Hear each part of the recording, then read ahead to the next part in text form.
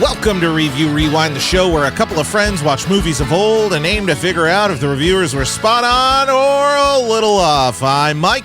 And I'm Tristan. And this week we're talking about Batman and Robin.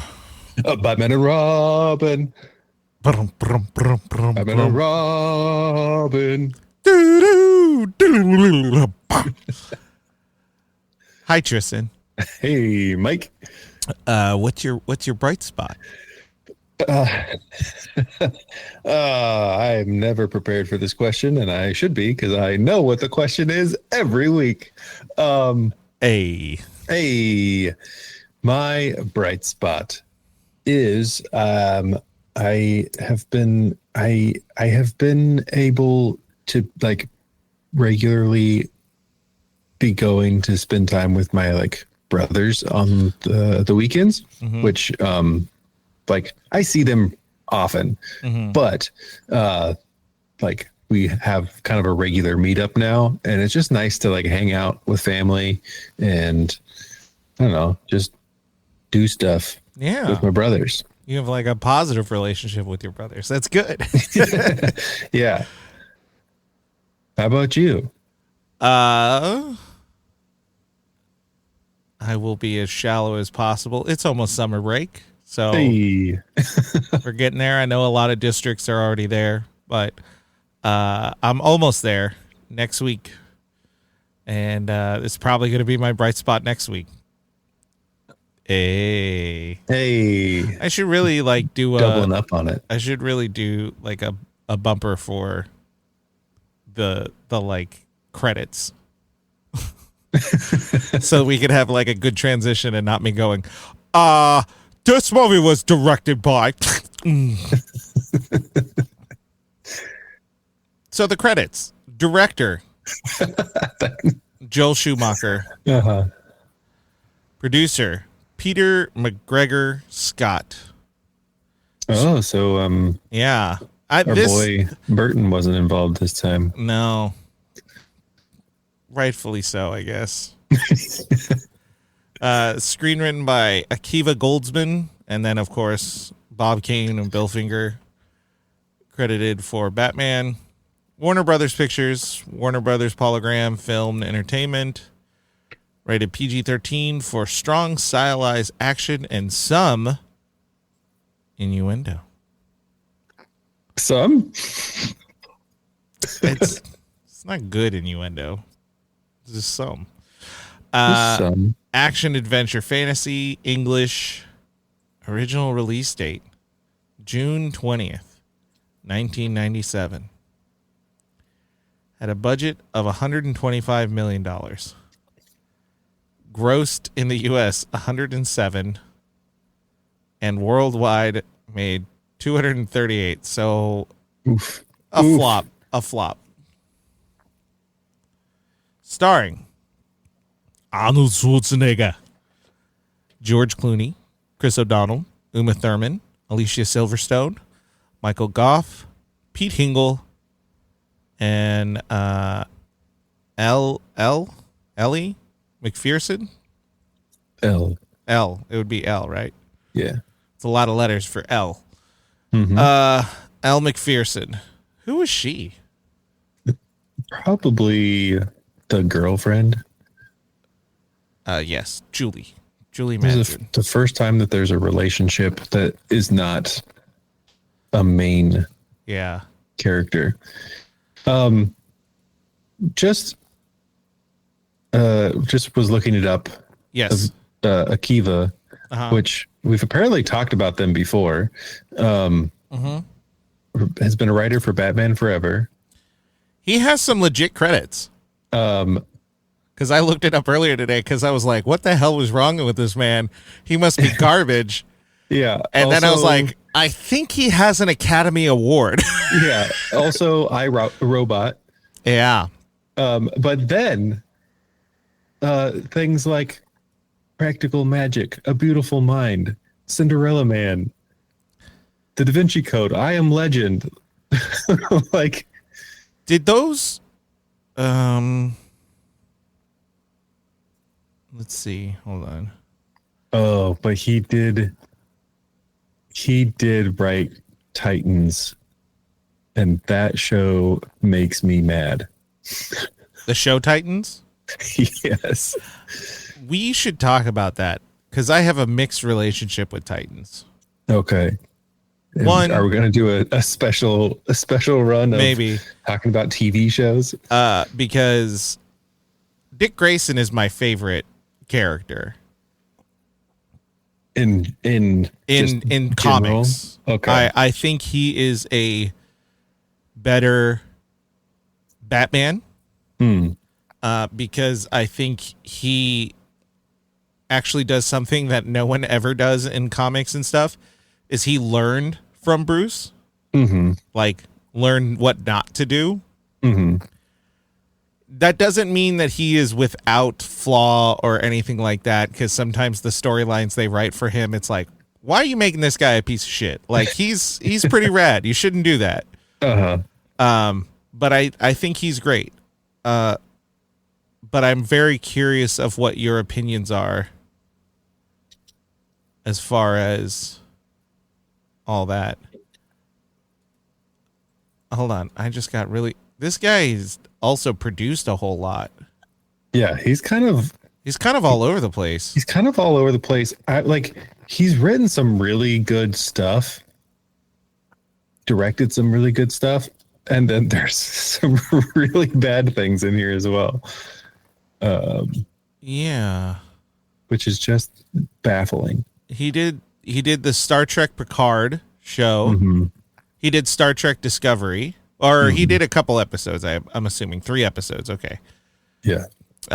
He seems to have. Oh God.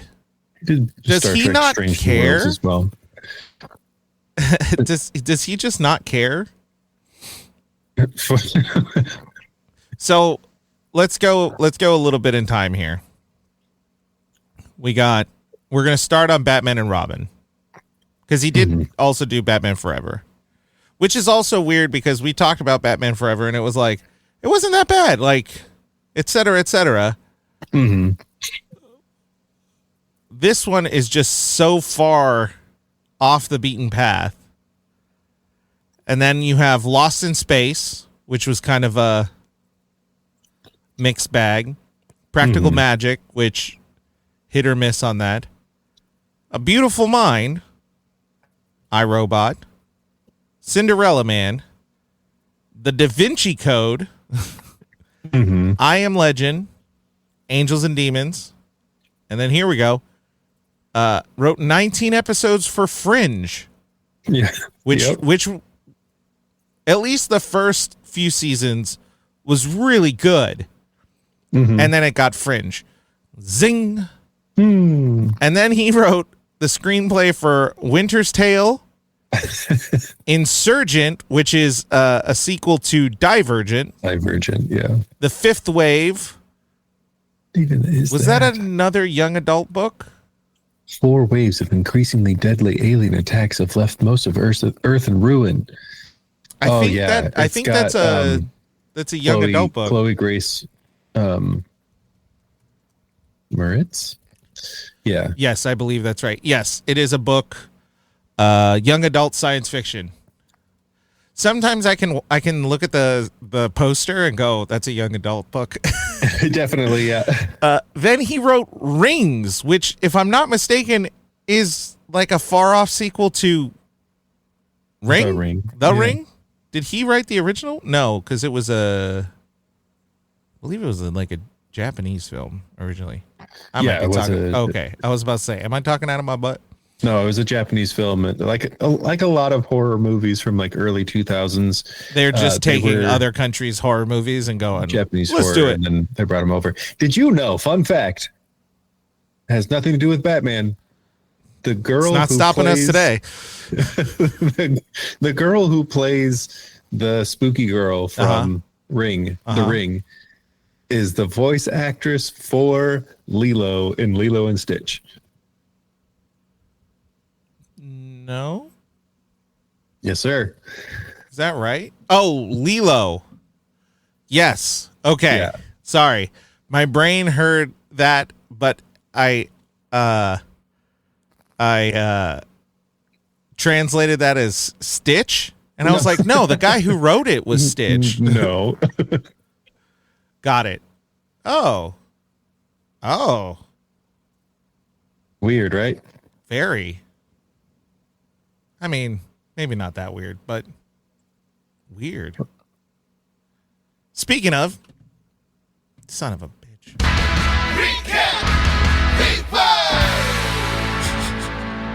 I love that this podcast is slowly becoming me just cursing under my breath. Alrighty.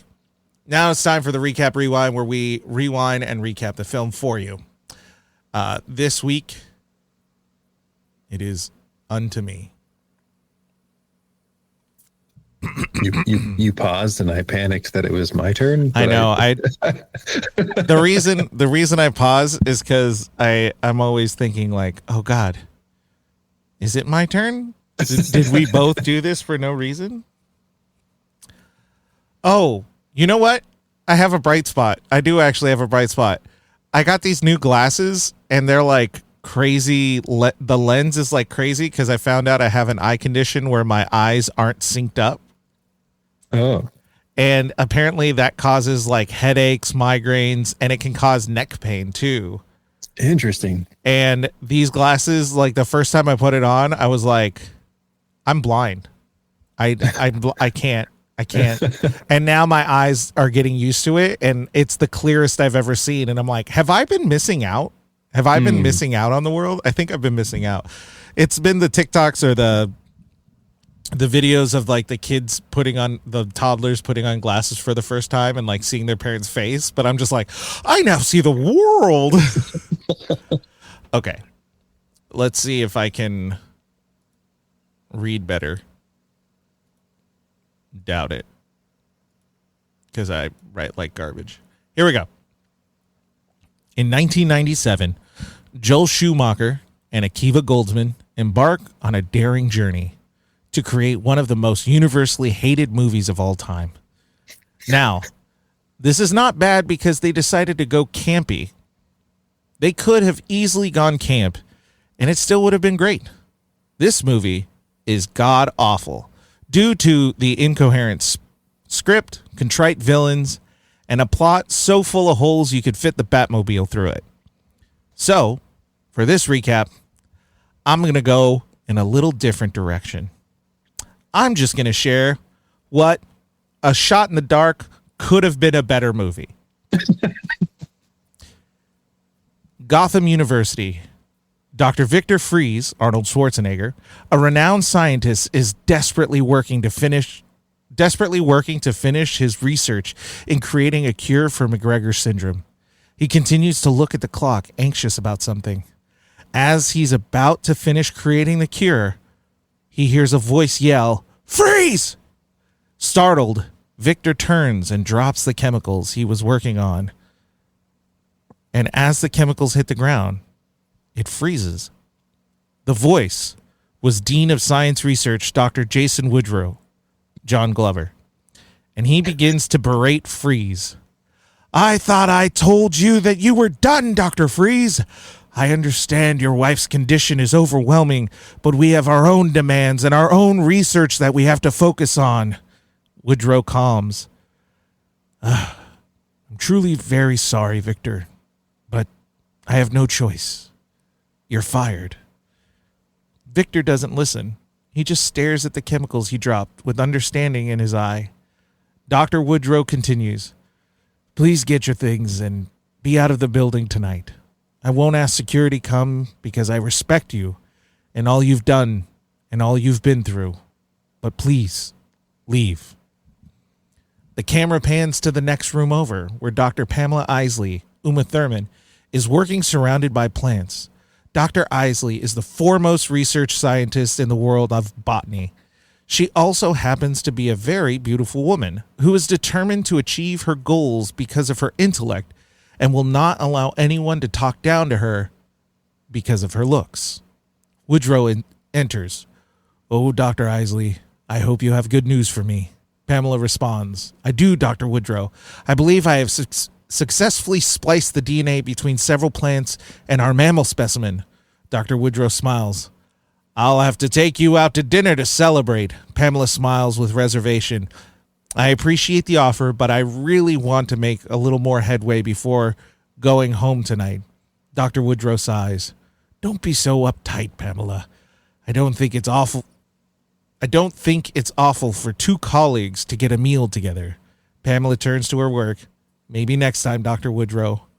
Dr. Woodrow, quietly flustered, turns and walks away. Pamela looks out the door. What a pig. And she continues her research. Across town, a new villain is breaking into Gotham Bank. He is a large man with a mask. He calls himself Bane. Jeep Swenson. Bane. It's his name. I don't know. Yeah. Bane is a large and muscular man, but still uses the help of 10 goons wearing a similar mask. Bane walks in and threatens with a slightly Spanish accent, probably voiced by Antonio Banderas. Oh, yeah. I am not here to take your lives, ladies and gentlemen. I am here simply to take the money from this bank, who's worked tirelessly to steal money from you. A security guard tries to attack Bane from behind, but is quickly punched and knocked out with little effort from Bane. I would recommend no one else do that. While I am large on my own, I am connected to a system that makes me the strongest person in the world. Bane scoffs. As soon as Bane finishes, the glass ceiling shatters and Batman and Robin crash through and fight. And then fight ensues where Batman and Robin fight the goons as Bane watches from the sideline. Bane yells from the sideline, Luchar! Luchar! Don't let them defeat you! Batman and Robin work together to defeat the goons to meet Bane. Batman stares at Bane. Give up now. Bane laughs. Give up now? But you don't even know who I am. Batman retorts, you're Bane, a prisoner of Santa Prisca. In the stead of his father's sentence. Bane scoffs. They don't call you the world's greatest detective for nothing. Batman cuts him off. You're also a Reuter on steroids. Bane sarcastically take it back. Steroids? Don't be so vulgar. I'm empowered by my own natural physique, my grand intellect, and my own concoction I like to call Venom. Bane quickly presses a button on his chest and the chemicals mix in the tube on his head and he grows. Batman and Robin try desperately to fight off Bane, but are overpowered by Bane. Sirens scream and Bane perks. Seems as though you two were stronger than I expected, and I'm running low already. No need to extend my stay. And Bane runs out to the back and gets into a weaponized car. Batman and Robin weakly get up and chase him. A large car chase ensues and Bane works to blow up several police cars while Batman and Robin try to catch up. We cut back to Victor, who is working again. Fired. Does he know who he's firing? I cannot give up. I cannot stop. I will not stop. Freeze turns to reveal a giant vat of the chemical he was working on earlier. We cut again to Pamela, working on the splice creation as she draws blood. Good God, blood. Actual blood. She places the vials along with the other chemicals, and Woodrow walks in, drunk. Damn it, Pamela!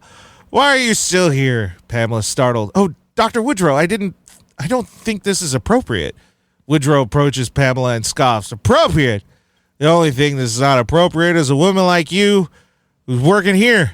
World-renowned botanist, but unwilling to do whatever it takes to get to the top. I could have gotten you to the top. Pamela slowly walks back to the chemicals. Dr. Woodrow, how dare you? And she slaps him. Oh, Pamela, I put up with you for your research and your good looks. Not anymore. And he pushes her into the chemicals and she stumbles over the table, landing on the ground covered in the chemicals. She screams in pain. And we cut back to the car chase that has made its way to the campus of Gotham University. Batman can't make a turn, but Robin can. Robin is chasing close to Bane, and Bane shoots a missile. Robin is able to dodge it, but it hits a building. The building that Dr. Freeze and Dr. Isley are in. Robin continues to chase Bane against Batman's wishes, who commands Robin to help him rescue the people in the building. From the explosion, the building starts to collapse. In the commotion, the chemicals that Freeze created drenches him, transforming his skin. The explosion stops Woodrow from killing Pamela as she writhes in pain and also transforms. As the building falls, Victor and Pamela are buried. Batman tries desperately to find anyone, and he finds Woodrow.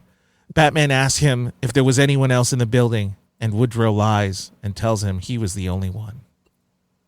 1 month later. Yeah.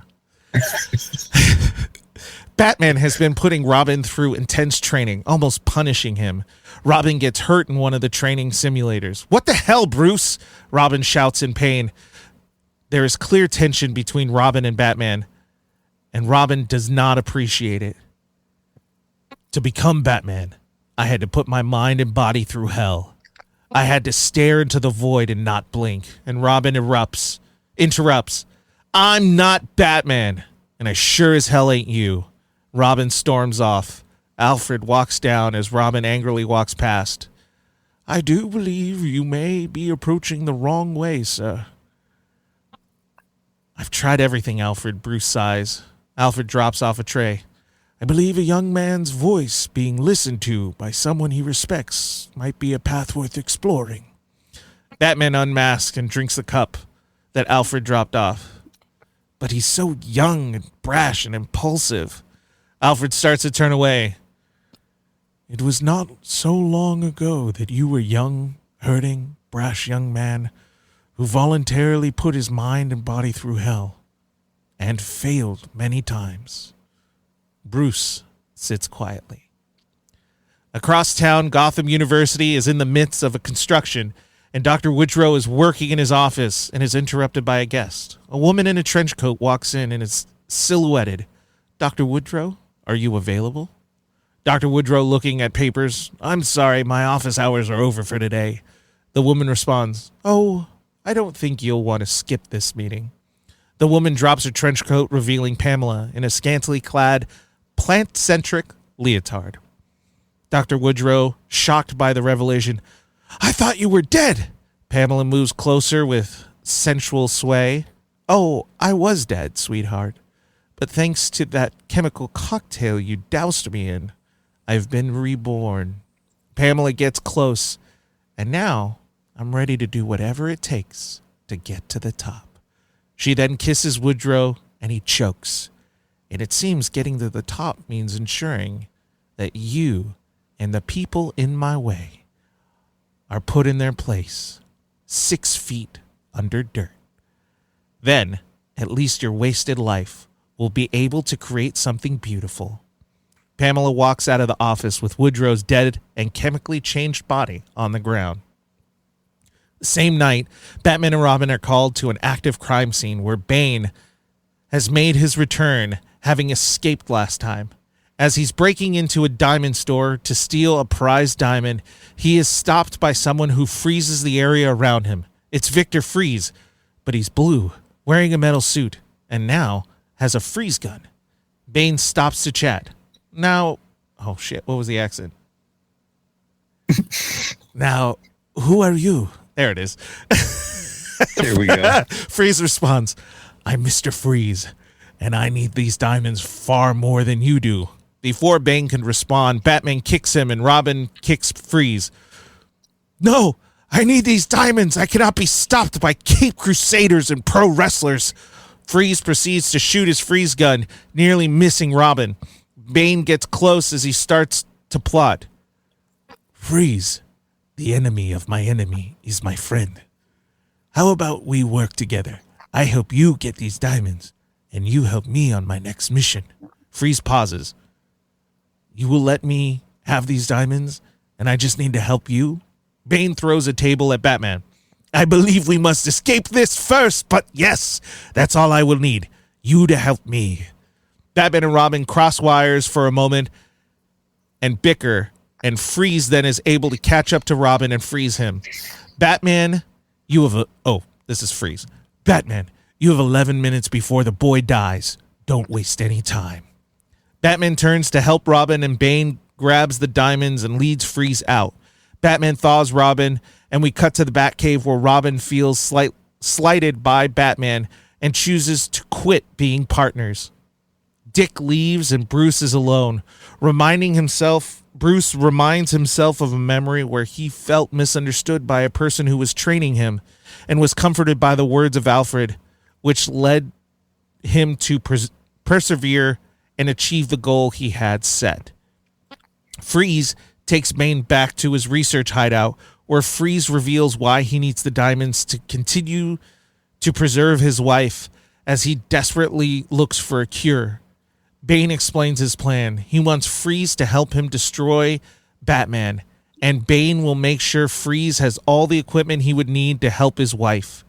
Freeze hesitates because crime is not really what he wants, but he does it out of desperation and agrees.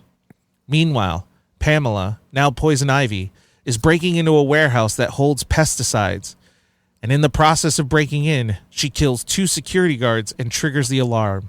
Robin, now without a cape, gets an alert and breaks in and makes his way over. He confronts Ivy, but not as Robin, as Nightwing.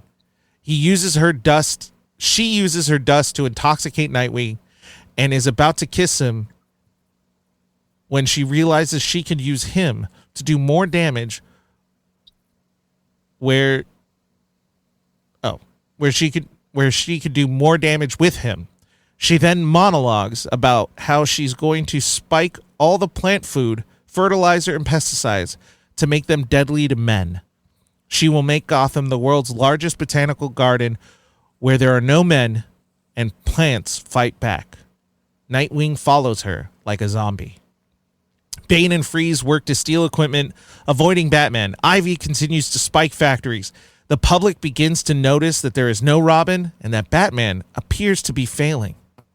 A week passes, and Bruce begins to believe that he's going to fail and that Dick is really gone. Ivy and Nightwing are in the middle of Gotham Park, where Ivy is about to release her toxin, and on the other side of the park is Bane. Bane moving a giant device that Mr. Freeze built. Freeze asks Bane why they made this device, and Bane responds, We cannot simply kill what the fuck's the accent? Kill Batman. We must kill the idea of Batman. And to do that, we must make Batman fail. The only failure that Batman will feel is the destruction of this wretched city. So your device will freeze it all, killing all the citizens in 11 minutes. Back on the other side of the park, Ivy begins her plan, and the people in the park start feeling it. Men begin to get sick and choke, but their wives and daughters begin to scream in shock. Ivy at the sight gets mad at all of them. I did this for you, but now I can see that this planet will only be whole when it's just us plants. She begins using her plants to attack everyone. Back to the other side, Freeze, realizing that he doesn't want to do what Bane had planned, reaches for the device, but Bane quickly turns the device on, which creates massive clouds over the park where it's snowing throughout the where it is snowing. But that snow is also bringing down the pollen, ruining Ivy's plan. Batman intervenes with Bane and fights Bane. He and Bane fight, and while they do that, Freeze changes the device, which turns everything into rain. Ivy and Nightwing find Batman, Bane, and Freeze and see Batman pulling out Bane's tubes and Bane being defeated. Ivy sends Nightwing to get Freeze, but Batman interjects, fighting Nightwing. They argue as they fight, and Batman admits he's wrong. The rain also seems to have some kind of cleansing property, which leads to Nightwing shaking off Ivy's control. They forgive each other, and they partner up again. Ivy, in rage, then controls the plants in the park and uses them to fight all three men. Batman, knowing that they're outmatched by the plants, finds Freeze and tells him, "You've done some bad things, Freeze.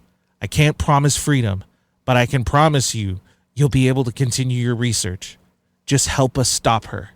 Freeze helps Batman and Nightwing, and they are able to defeat Ivy. Bane and Ivy are in Arkham Asylum. Freeze is in a different prison with a research facility where he is working on a cure for his wife. And Batman and Nightwing are on a rooftop together, overlooking the city. Partners again. Now, if you thought that was bad, Batman and Robin was 1,000 times worse.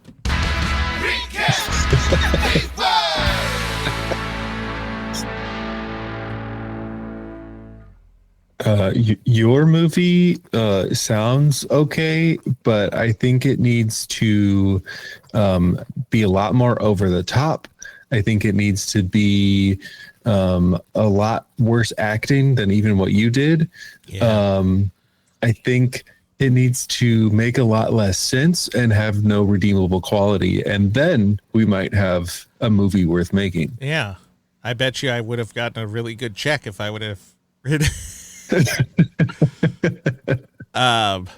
So, listeners, I don't think we can hide this for long. This movie sucks. This is a bad movie. It's so bad. And somehow it's the one that has been like on TV the most. Because the royalties are probably cheap. Yeah. I really wanted to watch this movie, and I was really going in with like a lot of like, you know what? Maybe I'm remembering wrong. Mm-hmm. Maybe I'm the asshole. maybe I'm a bad person, and I never gave this movie the chance it deserved. I gave this movie the chance it deserved. Mm-hmm. I don't think it deserved that chance. No, it is awful. It's. Let's go ahead and start with the obvious one. It is 2 hours and 5 minutes long. It is so long. Mm-hmm. It should not be that long. There's so much that could be cut. Probably like 20 minutes. Probably like an hour. I want to get into other things that need to be cut, but then I'm going to get into characters. Let's start with this part of the conversation. There are exactly 3 things that are somewhat interesting or done well in this movie. Okay, give me these 3 things. I'm interested. Number 1, it is the most vast Gotham City we've ever seen. Yeah. Yes. There are so many parts to it. The city feels like it is this, like it's a weird vibe, but it is like fully there. And in the last movie, we talked about how like the neon colors like kind of didn't blend well. This movie did a much better job of having the right spots to have those fun colors and the right spot to not have those colors and have it feel like it's all in the same place. So Gotham City in general is a lot better, is the best we've seen so far. I agree with that. Number 2, the makeup for Victor Freeze is really interesting to look at. It's kind of crazy. Yeah. He's got crazy contacts in that not only change the color of his eyes, but they also have some like reflective thing in it. So it makes it look like his eyes are glowing. It's really cool. They had a lot of cool little instances where they did some practical things. Like they put one of those like tongue lights in his mouth in certain times. Very cool. Yeah. And then he's just got like this blue glittery skin. It looks really cool. So like when they do the close-ups on him, it's like, whoa, there's not a part that's like out of place. Here's what I'll say for him. His skin and his battle suit, perfect. Yeah, it's really perfect. If they had given him a really good script and had him actually act, I think he could have done a really good job, because his physical acting was really good.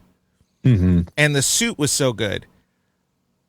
The robe and like hideout, the rest of it, that's garbage. All of that is garbage. And the last thing is, and getting into character already, but Alfred, you gotta love Alfred. He was great. He's just a joy. I don't like his storyline. No. But I liked him. Yeah.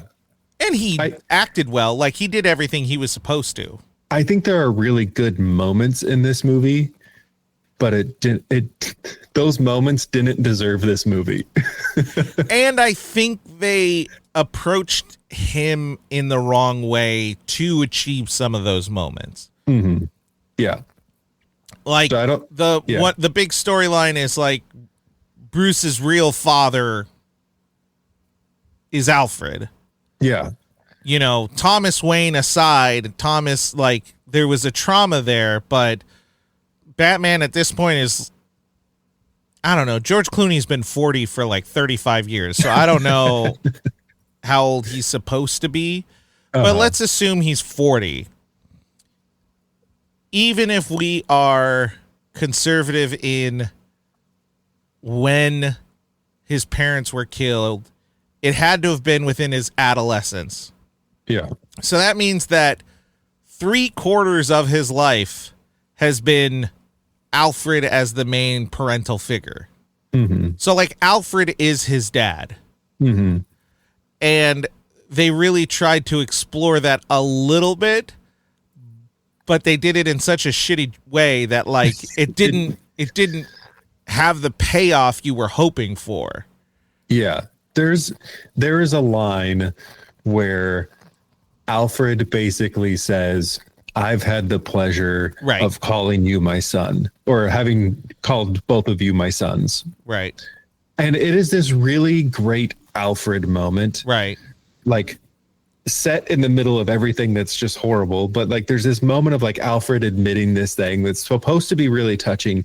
And if you had Val Kilmer on the other side of that, it would have been so good. And instead we had George Clooney. But I don't even know if it's like George Clooney's fault per se. I think it's like the direction and the writing. Yeah, I think there are a lot of layers to it. We'll get into that as we start talking more about other characters. But I think that moment would have been a better moment, even as written, if it was Val Kilmer. Yeah, that's probably right.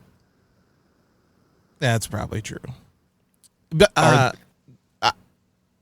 do think even with everything we've considered, Bruce and Batman should have a level of stoicism. Mm-hmm. George Clooney just kind of doesn't, and it's not that he's like a over eager or happy person. It's just stoicism was not really in his bag of tricks. Yeah, George. I think George Clooney is perfect. Sorry. For certain roles. This was not one of those roles. Yeah. He has his moments where it does work out, but more often than not, I don't think it works. We'll talk about that. Yeah. Before we get into that more, here's a couple things I do. Let's talk about a couple things we do like. So you mentioned 3 things. I want to mention another one. In the right place, the fight choreography is really good. Oh, yeah. Like, it's super good depending on the context of it. Sometimes the fighting was undercut by either sound effects or editing. Mm-hmm. But overall, some of the ideas they had for the stunts and the different fights were pretty good. Mm-hmm. On that note, another thing that was shockingly good, like really, really good, and if you didn't notice it, I highly recommend watching it again just to look for these moments. The human CGI is insane. Yeah, I guess that's true. I was distracted by some of the other things that were happening during those moments, but yeah, the CG, the CGI for humans. There is a caveat for humans. Objectively, in the 90s, is some of the best human CGI of that time. Period. Yeah, and we could analyze it. We could look at it. It is phenomenal considering that it was the 90s and in the 90s CGI for humans was so difficult. And I think it's because they were able to mix in practical and CGI and they just found the right medium. With that said, all the plant CGI, awful. Yeah. video game-esque. But somehow they nailed people. I don't know how, like the movements, the shots that I'm thinking of there's a lot of like Batman doing something in the air and like doing that, where in the past we've gotten kind of weird, cheesy, not impressive Batman opening his cape and gliding somewhere. And in this one, it was like, whoa, he just did like a flip and then opened his cape and blah, blah, blah. But then also the stuff that they did for Bane was really interesting as well. What do you mean? Like when they inject him initially with the venom, yeah, he grows, that's a crazy scene. That transition is so good. Whoever was in charge of like transition clips aced it. Absolutely aced it. Okay, we're gonna watch a clip real quick. Let me make sure it's high quality. Just to describe that scene for those who haven't seen it or haven't seen it in a while, you have Antonio Diego, who's the pre-Bane person and just a scrawny nothing. And then they inject him with the venom and his body turns into the bodybuilder wrestler look. And it just goes bloop, bloop, and it like bubbles. It's CGI bubbles. Like it does. So, it's like uncomfortable, but done so well. All right. You ready? I'm ready. Just pay attention to the people. This is HD. So I watched it in HD. I don't know. Oh shit. Volume was up. Yeah. So this is them. Is this this city is both practical and CGI. It's model and CGI, so that's why it looks so good. So people laughed way too much in this movie. Way too much. We've got Dr. Freeze, Mr. Freeze, and his goons in their cars driving down through Gotham, crashing through a big statue. Right, and now they're chasing him. This is all CGI. Practical. He's CGI. Look at him. For the 90s. Pull back. You can't make the jump. I can make it. So they're going down a big arm. This is all CGI. I can make it. Redbird control codes. What a dick. Disable engine. This is like the most dangerous way he could have stopped him. Yeah. Especially with this outcome. He's going so down CGI the arm of the statue. CGI.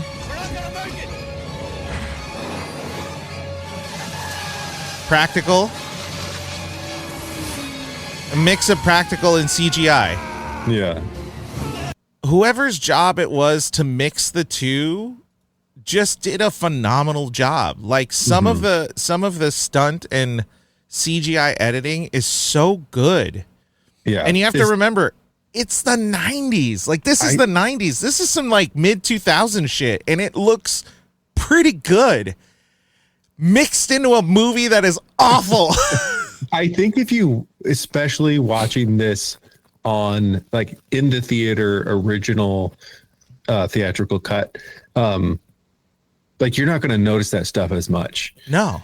We get the HD version, you lose some of the quality and the coloring gets weird. But like, I think that's one of those things that watching it, the original movie in the theater, that would have looked amazing. Insane. It would have looked crazy. And even I watched, so we, a little insight into the Alvarez home. We got a projector, and that's what we use in our bedroom because we don't have a place where we can hang a TV. Oh, yeah. So I was watching some of this on the projector, and some of the scenes I watched, it was perfect. And so I feel like there is a translation between projector and maybe the old screens. But it just, I don't know how to explain it. It just looked really good. And it was all for naught. Alrighty. Now, anything else you can think of that you liked? I don't think so. Cool. Let's move on. big purple gorilla suits. No. I know what you're saying. I kind of like the idea, but then Bane made it not work. Yeah. Like it worked for Poison Ivy, but it didn't work for Bane. No, it didn't work. Because he took the mask off and then he just had a mask. Yeah. No, like again, the way that it was done when it was a hat on a hat, literally, you know? But if you were at a party and a big purple gorilla showed up, you'd be like, this guy knows how to party. And then the gorilla stripped and was a beautiful woman. Yeah. You'd be like, come on, that's cool. Yeah. Yeah. You know? I'd be so uncomfortable, honestly. I'd be like, I'm at the wrong party. Yeah. I gotta get out of here. Even if I was single, I would be like, what did I walk into? I don't know how to handle this.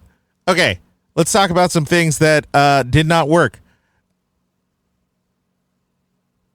Hold on, I gotta look it up. Hold on. Okay, while you're looking that up, I'm going to express something that I should have expressed in the last movie, and this movie doubled down on it. The Batcave security system sucks. Yeah. Somebody walks in, the security goes, security alert, and then it turns everything on. Okay. Yes. Agreed. Movie thing that bugged me. So, composer, Elliot Goldenthal, again. It's the exact same soundtrack as Batman Forever. It's Everything? exactly the same. The villain song, which we originally thought was the Two-Face song. The Two-Face song is the villain song. Bum, ba-dum, ba-dum, ba-dum, ba-dum, ba-dum, ba-dum, ba-dum, ba-dum. Oh. That was all the themes were just recycled. There were no new themes. And if they were so forgettable. And Weird. If Batman Forever didn't exist, I would love it. But because Batman Forever exists, I hate it. That's so why? That's what I mean. Like, hold on, let's see. I was trying to see if I could pull it up, but I think it's similar. Maybe this is why those aren't on. Because they're exactly the same. I wonder. I truly wonder if he did like recycle it. Let's see. This is it's nowhere. I found a YouTube clip that has like the whole thing. Here's the thing that's interesting. This one's only 25 minutes long. Batman.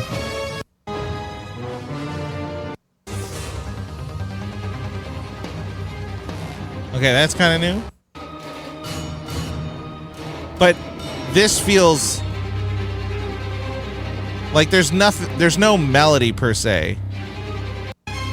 Yeah. It's just intensity. Batman.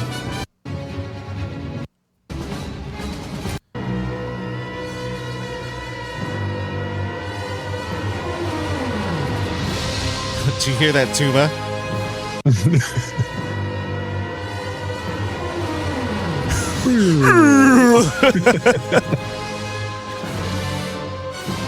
That right there.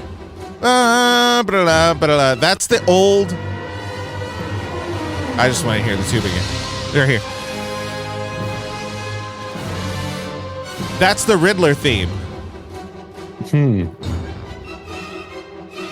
And then this, when Riddler and Two-Face were robbing the bank in the jewelry store, this was the music under it. And there's the French horn.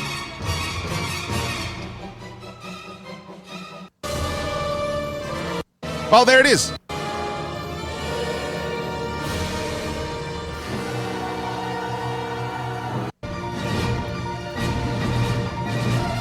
That's the title sequence for Batman Forever. And then this is the Two-Face theme.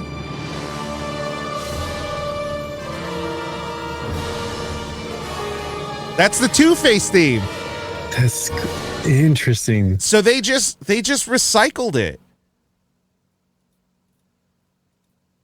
That's, yeah. Isn't that crazy? There's one thing to like take your themes and evolve them for the next movie, which is a very John Williams thing to do. Let's take John Williams. John Williams will take a little idea, rhythmic or melody idea, a motif for the fans out there, and will use it throughout the picture to either make you think of a character, make you think of a moment, establish something in time, whatever it might be, and then he'll go into the next one, and there's like an evolution of it.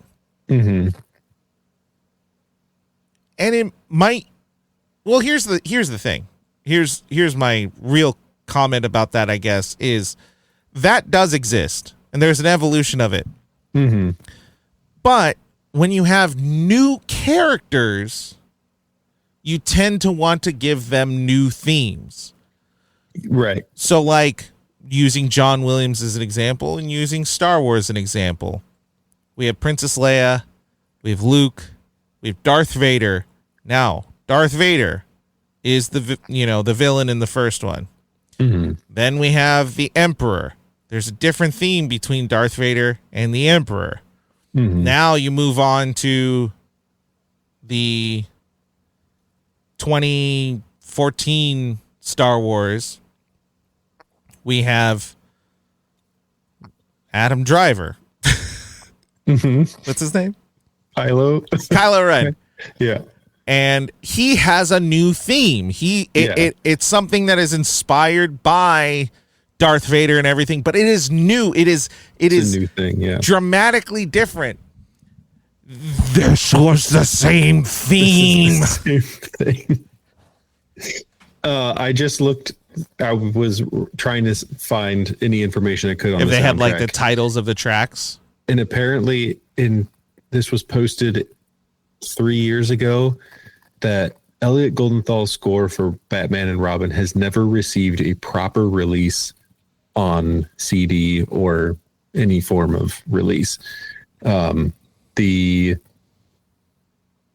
Batman Forever received something in 2012, but Batman and Robin never has.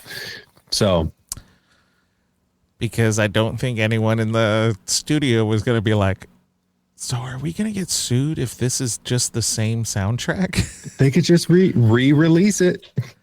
Well, here's the thing. I will say there were different aspects of it, and it did sound like a different recording. It wasn't exactly the same. Right. But the melody was the same. It's just, it feels more like a repeat and a recycle. It's like Taylor's version. It's a Taylor Swift reference.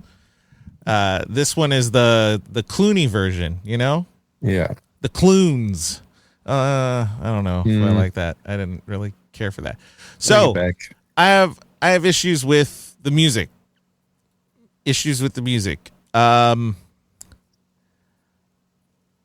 Let's just start talking about characters, because I'm sure we'll get into things about the movie more so out there. Arnold Schwarzenegger is Mr. Freeze.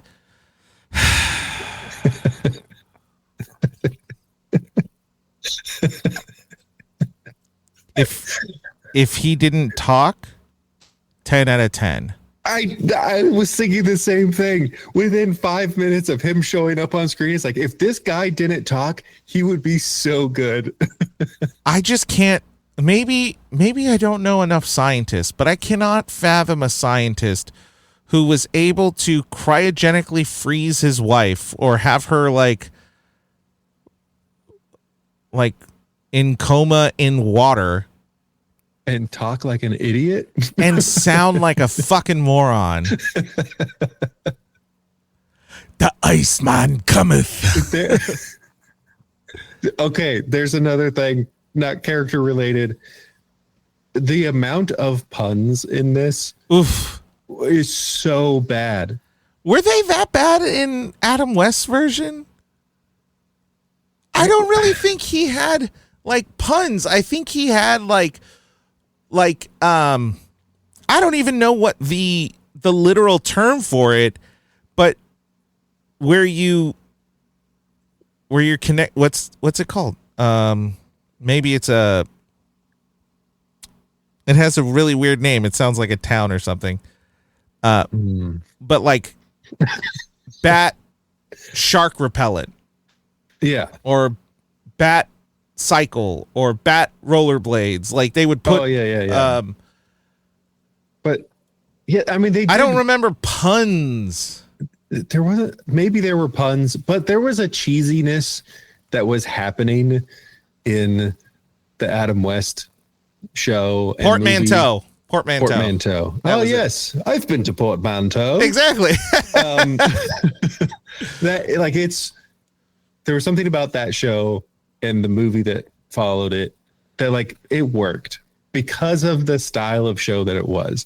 Yeah. But this one is like the writing was like the lines were so bad. Like everything they say, the delivery of it wasn't good. The actual thing that they're saying wasn't good, and it was all over the place. Every line was bookended by a bad pun or a bad euphemism. Like it was just so bad. What killed the dinosaurs? The Ice Age. Let's kick some ice. Okay, how come I remember him saying potty? Why do I remember him saying "Ice to meet you"? But like he doesn't actually say that. No. Is that from like a Simpsons or something? Probably. Yeah, because it's not. We're just gonna, you know what? We're just gonna skip a step and just read these friggin' quotes. In the universe, there's only one absolute. Everything freezes except for this. I mean, maybe. Stay cool, bird boy. Allow me to break the ice. My name is Mr. Freeze. Learn it well for the chilling sound of your doom. So dumb. Oh, this one. Mercy? I'm afraid my condition has left me cold to your pleas of mercy. Tonight's forecast, a freeze is coming. We knew that we were going to be doing this voice. We've been waiting a whole week for it. I hate when people talk during the movie. Tonight, hell freezes over. Freeze in hell, Batman.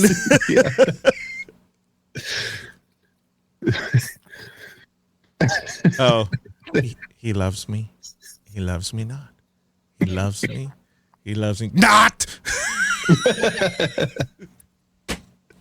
Surprise! I'm your new cellmate, and I'm here to take your life. Oh, I'm here to make your life a living hell. Prepare for the bitter harvest. Winter has come at last. These are like really bad Schwarzenegger impressions, but somehow like spot on. Very accurate. Yeah. If revenge is a dish best served cold, then put on your Sunday finest. It's time to feast. Such a dumb line. Oh, it's so bad. Adam and evil. I think what makes his lines so bad is I don't even know if it's the line itself, but it's the line plus the delivery because he like settles on it. Adam and evil. It's like no one talks like that. No, stop. Yeah. Which kind of brings me into the other thought that is a general is everything is cranked up to 11 in this movie. Yeah. The acting is way over the top. It is. Everyone is. This is the first time that the acting was distracting from all people. It's like they took Jim Carrey and Tommy Lee Jones and they're like, everybody do that. Right. And it's so extreme and it's too much. And another thing that I just remembered is the audio is horribly. I've never seen a feature film have so much peaked audio. Yeah. It feels like every line, whoever their sound guy was, did not adjust the volume. Right. And so everything they're saying is actually peaking the mic and distorting. The only time audio feels that crazy is when Daniel Stern screams in Home Alone and like you can hear the mic struggling to like collect all the sound. This was like everyone. Also like all the time. You could tell that all of Arnold's lines were done after. Nothing was live. Mm-hmm. Because his suit would be like clanking and banking and all this stuff, and he just couldn't really do it. More lines. Let me guess. Plant girl, vine lady, huh? Hand over the diamonds, garden gal, or I'll turn you into mulch. Look, I am a really big fan of the Batman animated series version of Mr. Freeze. That's what I was aiming for when I was writing mine. I was trying to think of like, how do we do something that they haven't done in this movie or haven't done in this where they turn down the villain, where the villain is there out of desperation and really not choosing to be a villain, but understands they are in a position where villainy, quote unquote, is the only way to achieve their goals. Mm-hmm. Like the system has failed them to a point that they've had to resort to this to save the life of the person they love. And a lot of the animated series Freeze is trying to save his wife, trying to save Nora, feeling backstabbed by Batman or whoever it is, and then because he's been so disconnected from humanity, having fits of anger, through his ability to freeze and everything like that, which it doesn't feel like he's doing it just for the sake of being evil. Later, Mr. Freeze, totally. That Mr. Freeze, not so much. And I think that would have been a really good direction for them to go. But they just cranked it. It was so... Yeah. And, like, some of the lines work under the circumstance. Like, can you be cold, Batman? He's saying, like, can you be cold-hearted and let your partner die? But it all has to be a quip. It all has to be like... cold, Batman? Yeah. You have 11 minutes to thaw the bird. What will you do? Chase the villain or save the boy? Your emotions make you weak. That's why this day is mine. And it's like, that's not a bad line. Like, that's works contextually, but just somehow with the delivery and everything around it, it's like, that's so stupid. Yeah. If you have that read in the same voice, which I don't even know how to replicate it, but the same voice from the animated series that is that very like almost robotic. Can you be cold, Batman? You have 11 minutes to thaw the bird. What will you do? Chase the villain or save the boy? Your emotions make you weak. That's why this day is mine. Like something different. Yes. Something like different. Like the line works. When it's like that, it's like, ooh, like that guy's creepy. Oh my gosh, that's such an interesting point of like it goes against the character because the whole character is supposed to be this cold, meticulous, emotionless character, but it's Arnold Schwarzenegger. Like they made him Arnold Schwarzenegger with the cigar, with the thing. Like they made him the caricature of Arnold. Yeah. In Mr. Freeze, and they wrote some lines that were very Mr. Freeze, but through the caricature of Arnold, it just doesn't work. Yeah. Yeah. He's supposed to be this character that, like, on the outside, he is this shell of what was once a human, and it appears to be emotionless, but on the inside is 100% driven by emotion. And in the movie, we see the scene where Freeze cries a tear. And it's supposed to be this moment of emotion for him. But he's so emotional and so expressive the entire time that it breaks that moment because it means really nothing. Right. So a person that I really like in Hollywood is Bill Hader. And this feels on topic because I'm talking about the caricature of Arnold. And this is him talking about being an assistant on a movie with Arnold. So on an Arnold Schwarzenegger movie called Collateral Damage. And that was the big line in that movie was, "Open up the door, there's a bomb in there." The first time I met him, I go, he comes up to me and he had his cigar in his mouth and he goes, "What is Jeff and Peter?" That's his hair and makeup guys. Yeah. And I go, I don't know, I'll find them. And he goes, "Find them, show me your leadership capabilities." And that just feels like Mr. Freeze in this movie. Like that is like a really good encapsulation of what we're dealing with in this freaking movie. So I bet we could talk about Arnold all day, but let's move on because there's a lot of other people to shit on. Okay. In order of casting, George Clooney, Batman.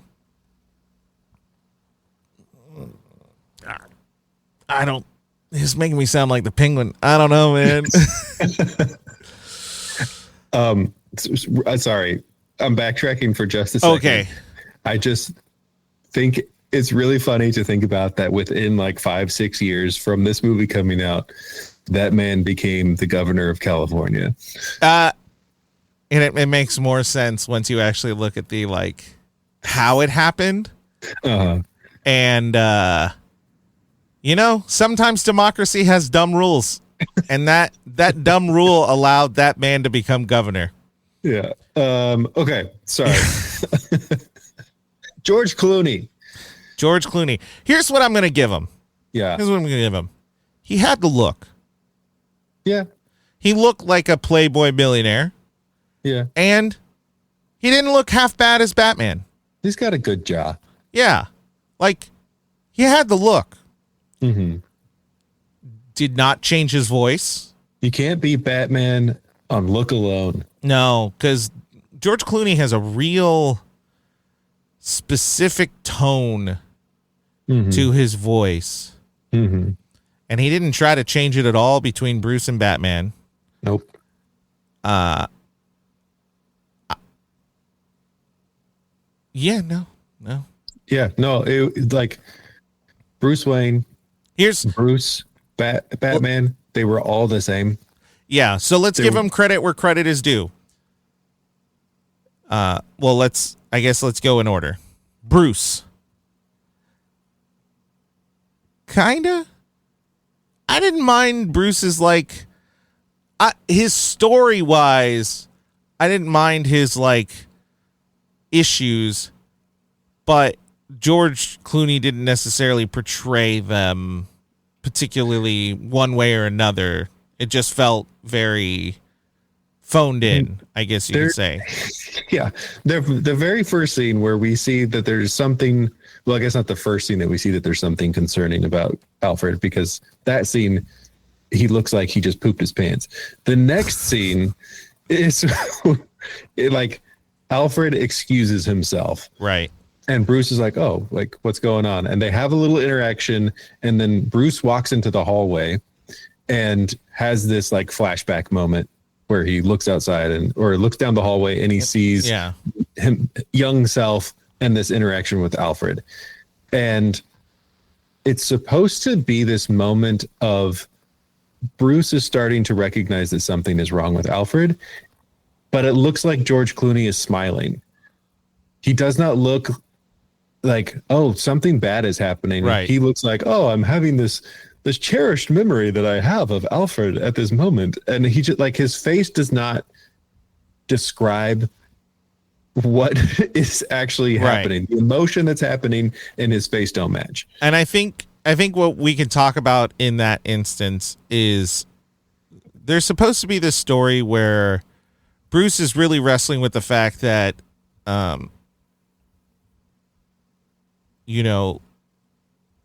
I guess Alfred is getting older and he's sick, and that this person that has been his father for 30 plus years might not be here that long. Mm-hmm. It's a great struggle. Mm-hmm. How they portray it, it's all inward. Mm-hmm. It's all he's dealing with it inside. He never has a conversation with anyone. He never talks to anyone. He doesn't talk to Alfred. He doesn't talk to Dick. He doesn't talk to anyone about it. And then when he notices something, he just thinks back, and it just ends up being like, oh yeah, I have that memory. Not something's wrong with Alfred.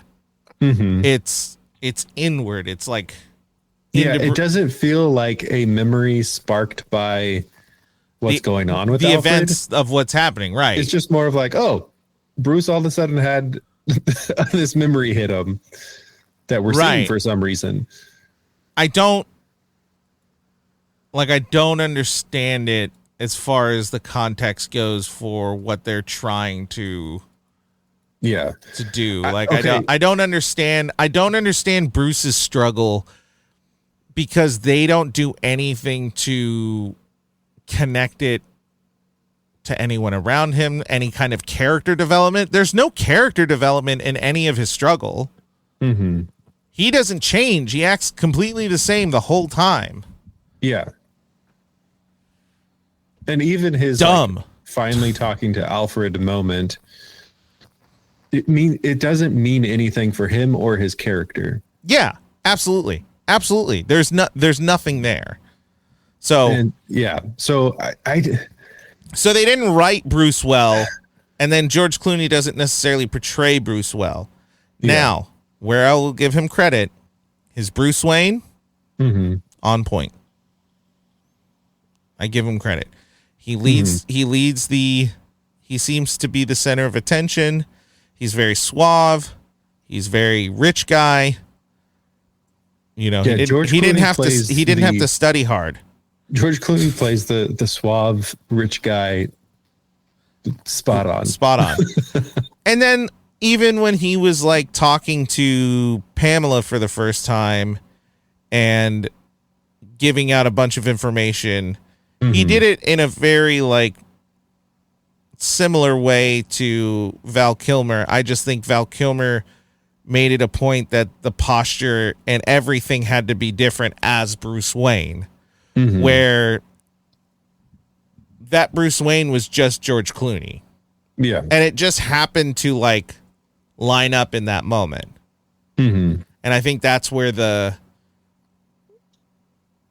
it is it's not maybe so much that he did a good Bruce Wayne. It just happened to be that like George Clooney as a personality and what people would see as Bruce Wayne lined up really nice. Yeah, because I don't think that who we saw as just Bruce in the way that it was portrayed is any different than who we see as Bruce Wayne. Right. I don't think the Batman that we see is any different than Bruce Wayne. Also, I'm really annoyed at Bruce and Dick by calling each other their names while in like while they're in Batman and Robin attire. They're like, "Hey, Bruce," like, guys, shut up. Secret identities. Shut up. And then finally, Batman. He sucks. He's not a good Batman. He's a bad Batman. Partially because it's George Clooney. Like, it's just George Clooney in a Batman suit. It's not George Clooney playing Batman. It's just George Clooney in a Batman suit. Yeah. And he's written poorly. Like, his issues with Dick are so nothing. They're stupid. You don't really get enough of one. There's not one of the reasons when I wrote the thing I wrote was you needed an event that made Bruce seriously question Dick's ability to do the mission. The mission as a whole is to save people, to help people, and to be vengeance. And they needed a moment where, because of Dick's actions, there would be a casualty of some sort. Someone gets hurt, whatever it might be. The idea of like, well, Freeze just got away. That isn't that big a deal. No. That happens all the time. There needed to be like a casualty event. And so that's why I wrote in this building blowing up. And then rather than going to help people and just accept the loss, he kept going. And that would be a real moment in time for Bruce to be like, I don't know if I can trust you to do what's right. And that could have been a really introspective moment for Dick to be like, why am I doing this? And you could build something off of that. Yeah. There was no event that made sense for any of that. Dick got frozen. Okay. I mean, yeah. So nobody ever felt, no innocent person really ever felt in danger. Yeah. During this movie. Yeah. And along with that, it didn't feel like there were a lot or any casualties in this movie. None. Often I thought about this when we watched the first one, but a lot of people talk about like Batman has a no-kill policy, which is not fully accurate. There's caveats in there, but in the first, I've killed people. I mean, Yeah. I'm not. No. That's wrong. That's not what I'm saying. in the first one, he He kills obviously everyone. he killed a ton of people in the first one. In the second one, He definitely killed one guy. he Like, for definitely- sure, one guy. he Because he definitely put that killed and was TNT. proud of. Yeah, he how put the killed that one TNT guy. down the guy's pants and then kicked him. There's no way that man survived. Yeah, so like Michael Keaton's Batman kills people. Murderous. I don't know if Val Kilmer. I think Val Kilmer's character certainly had moments of casualties. Mhm. I don't know if I can't remember off the top of my head if he had a moment of like active murder, Mhm. but I do think he may have fallen under the manslaughter Yeah, kind of. because with Two-Face. Yeah, but that one.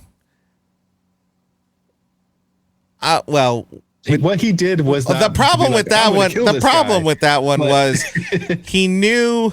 He damn well knew that Two-Face was gonna fall, and he did nothing. Yeah, he let it happen. He let it happen. He killed Two-Face.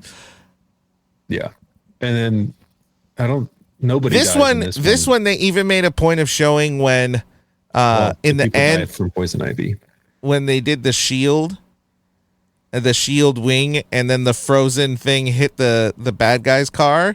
They even showed him jumping out and then getting covered in snow as like, oh, you're just gonna stay right there. You just Womp womp. womp womp. Yeah. But no one actively. The thing that made that harder is everything they did should have killed people. Mm-hmm. Not only freezing them, not only that, but the way in which they were unfrozen. There's no goddamn way that no one died. Because one, when they were frozen, unless it like froze them internally, they died. Mm-hmm. And if it did freeze them internally, there's no way sunlight, even beamed directly at them, would melt them and thaw them out in a way that wouldn't cause some kind of internal, like, death. Yeah, that doesn't make sense. Anyway, but that's focusing on the wrong things for this movie. Yeah. So I think an interesting thing about kind of pairing them, like connecting them all together, but the four of this selection of movies is how they treat the comparison of Batman and his villain. Right. So in the first one, we had the idea of the Joker killed his parents, creating Batman. Batman, quote unquote, dropped him into the acid, creating this villain. Right. And so like they created each other in a lot of ways. In the second one, we have the orphan and the orphan. Right. And the conversation between those, what like Batman's dealing with, like, oh, I want to help this other orphan find his family, kind of thing. In Batman Forever, we have a lot of that contrast of like, what do you do with the choices that we make? And we have a lot of different versions of that between Two-Face and his dual personality, with the Riddler and how he fully just goes into this other personality. Also, we missed it because you brought up a good point. Maybe we can splice this and be like, this is for this talk. Bruce is working his whole friggin' movie to get out of being himself. And Riddler is doing everything he can to be Bruce. And that's your juxtaposition. Mm-hmm. I didn't even connect that until you started saying that. And I was like, oh, what is the pair? Oh, Bruce is running away and Enigma's chasing that character so much. Oh, Yeah. Shit. That's a good thought, man. Hey, as we watch these movies, it's okay for us to have realizations about the previous movies. Right. Especially when the one you're watching at the moment is dog shit. Yeah. I'm so angry at this movie. And this one does have, I don't like the way that they did it, but it does have the point that they're trying to like, whatever, is Bruce is always trying to defeat death. He's trying to defy death because of the death that he experienced in his family. And in the same way, you have Mr. Freeze, who's also trying to stop death with his wife. And so it's this whole conversation. Then you have Ivy, who literally comes back from the dead. So you have these interesting aspects that are reflective of each other. They are trying to be a contrast of how each person acts in all of these things. But I think this movie does it the worst because it just feels really cheap to be like, oh, the only reason why Batman saves Freeze is because Alfred has the same thing that Nora has. Right. And so now he has to save him so that he can get the cure for Alfred. Where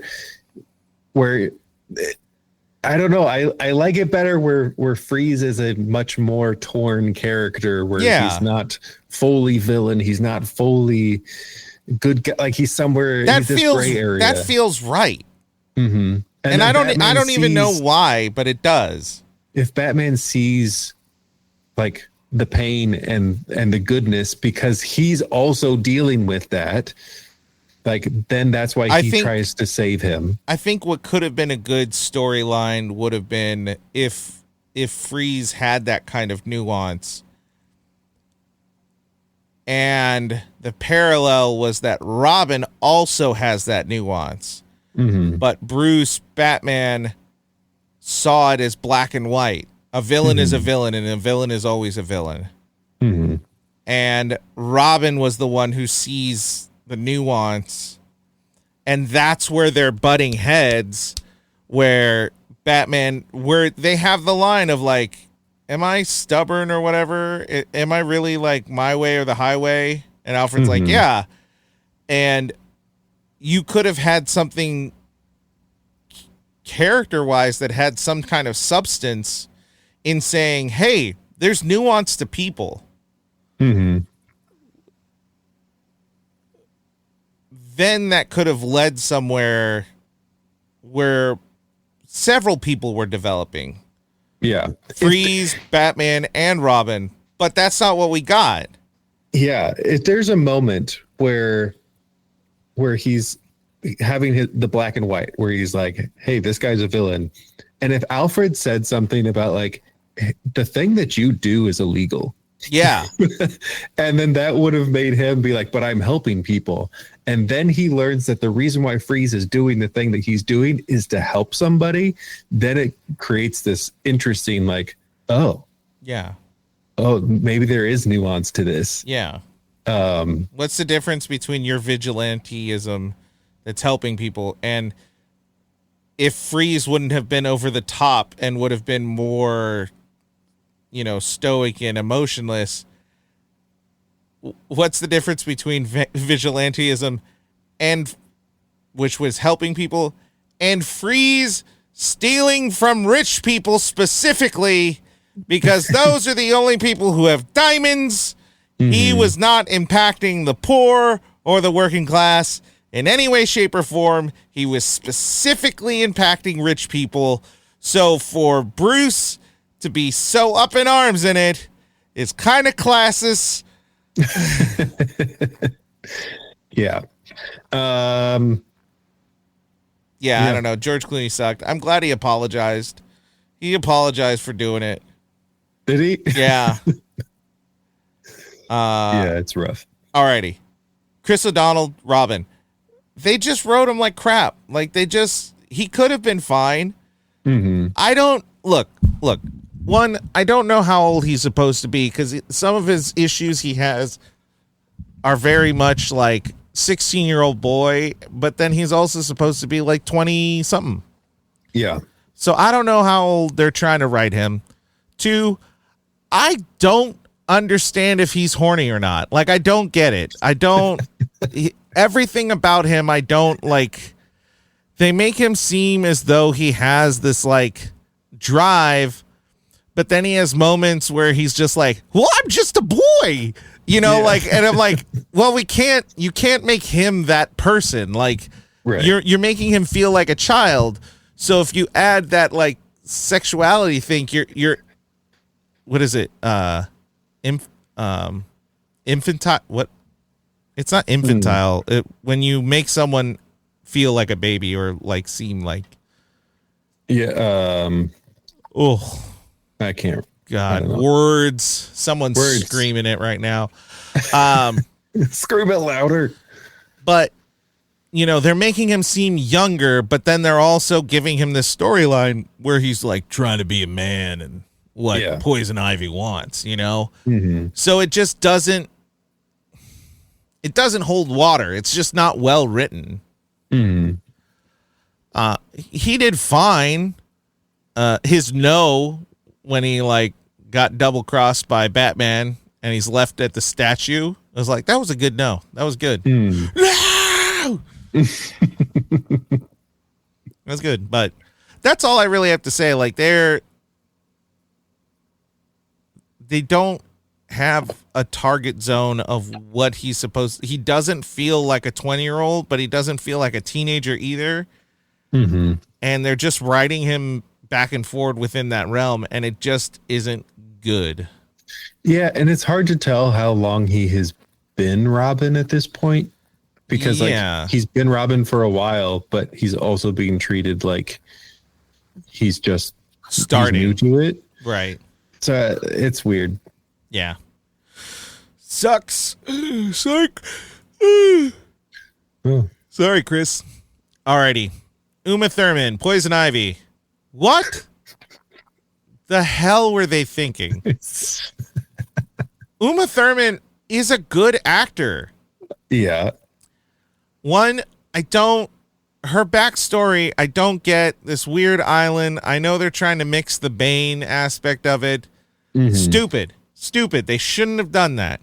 Yeah. But 2, they made her like this, like, oh, excuse me, sir. Oh, I'm just an unattractive little, yeah. And then it's like a worse version of Catwoman. The poison makes her libido go up. Like I don't.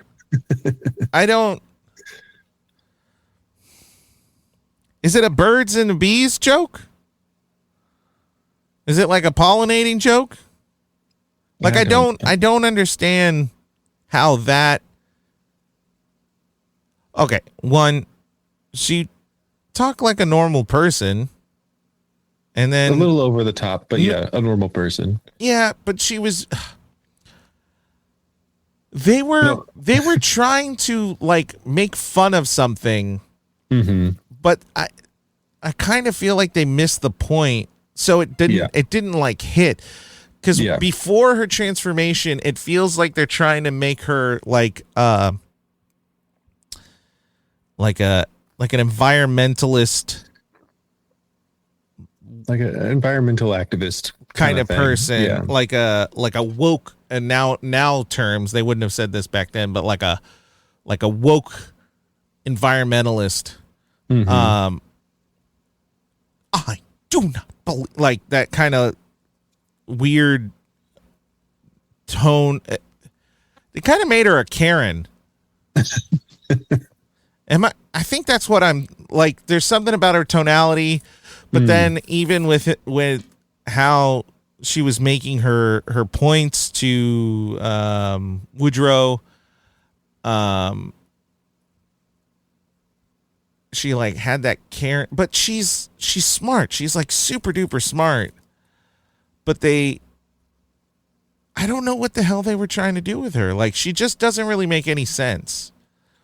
And then her transformation happens, and she turns into Roger Rabbit's wife. Yeah.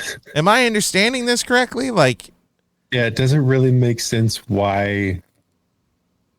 She turns into like a 1940s mob woman. Mm-hmm. She's like, "Oh, how you doing, stud?" And she talks with that. Mid-Atlantic. That's what it is. Okay, I knew I was thinking about it, but I couldn't remember what it was. Yeah, that she has that accent that does not exist. Mm-hmm. Which is a choice. Yeah, like why? And then when she's like in disguise as Pamela, she talks like she used to. So that means she's actively making the choice to talk that way, right? When she's in her villain form. Yeah, I don't. Yeah, it was an interesting choice.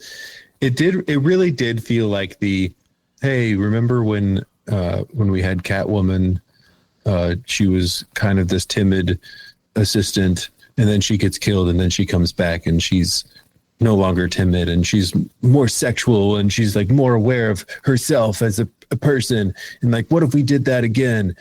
But they did it to the extreme. Like both sides of the pendulum were swinging a lot more extreme. Right. I don't, man. Well, and I'm thinking too of when she rescues Mr. Freeze, she's freaking out a bit. Mm-hmm. But it's done in such a way that it just doesn't really like translate the way you want it to, I guess. I don't know. I'm also thinking about his line where he's like, "Remember to winterize your pipes." Pipes. That scene, can we talk about for just a moment how it doesn't make any sense? Oh, please. How is it that the security guards at this prison can't get into their own cell? Okay. One, who hired his guards? The stupidest guards. But you have Jesse the Body Ventura. Hey, Mr. Freeze. Terrible. Awful. But then two, the other dum-dum, they get so enamored by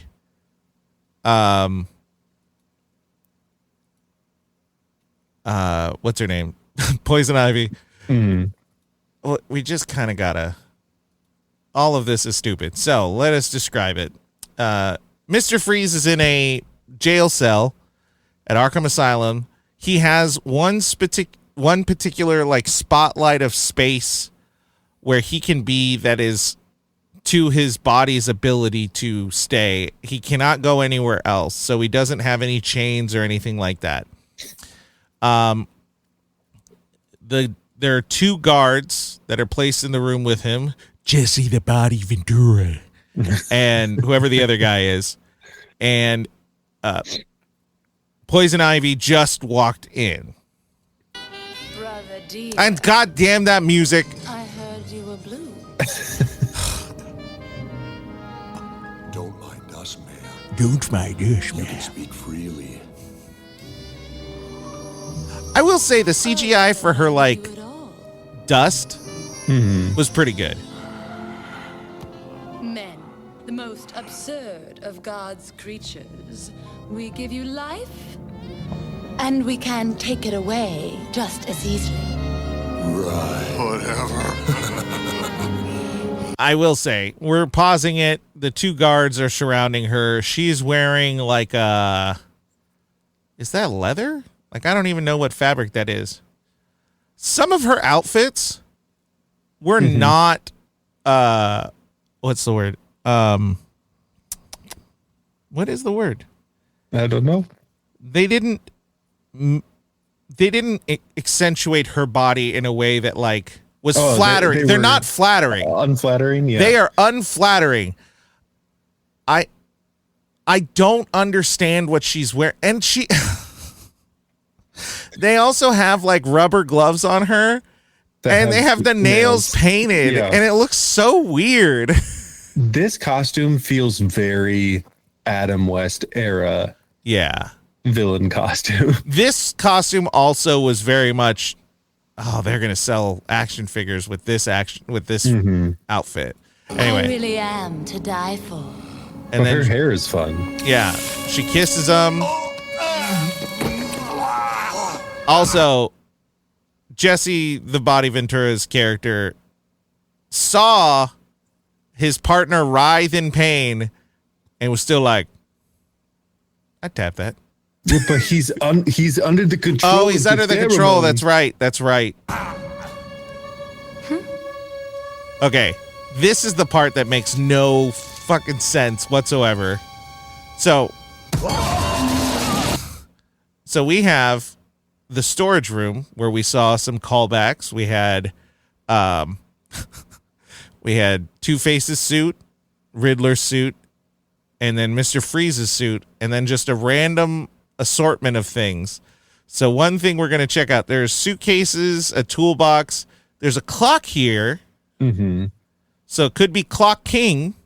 Mm-hmm. Now here's the thing that is really hidden.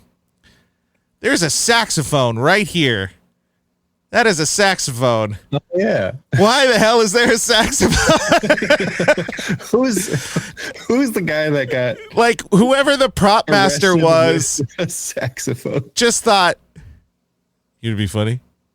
Let's put a saxophone in the dark, like no one's gonna notice, but there's gonna be a saxophone in here.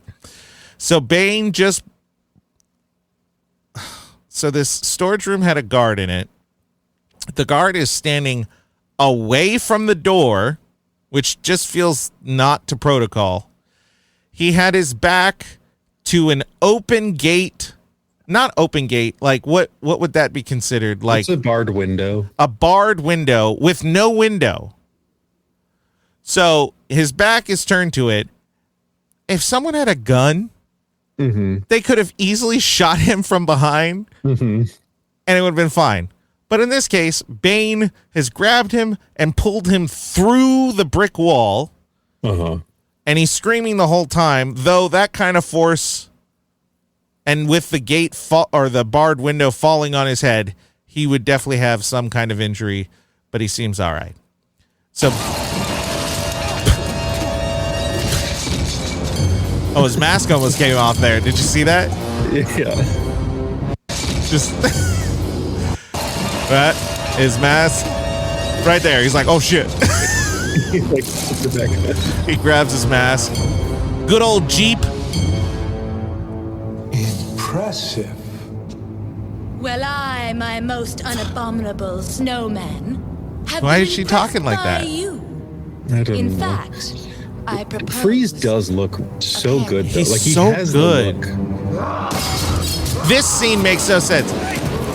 So Bane now has Mr. Freeze's suit in a grocery cart. Because they just have that. I guess. Prison. And he is running through the halls of Arkham Asylum, just like lightly bumping into people, but they are flying about. This is the worst security team ever. One guy just like jumped over himself. I've come to set you free. An enticing offer. But what does the lady want in return? Let's cool it for now. I've got someone I want you to meet. I realized I figured it out. So she's doing like a Mid-Atlantic, and he's doing like the Austrian version of Mid-Atlantic. Okay, so she opens the door from the inside and then closes it. Wait, But they have full access from the outside. Why would the lock commands be on the inside? Right? Unless those, yeah. But why It would doesn't you make build sense. a cell like that? Why would you build a cell like this that? cell There's no wasn't reason. strictly built for Freeze. It was just added the freeze area. The room itself was always there. Yep.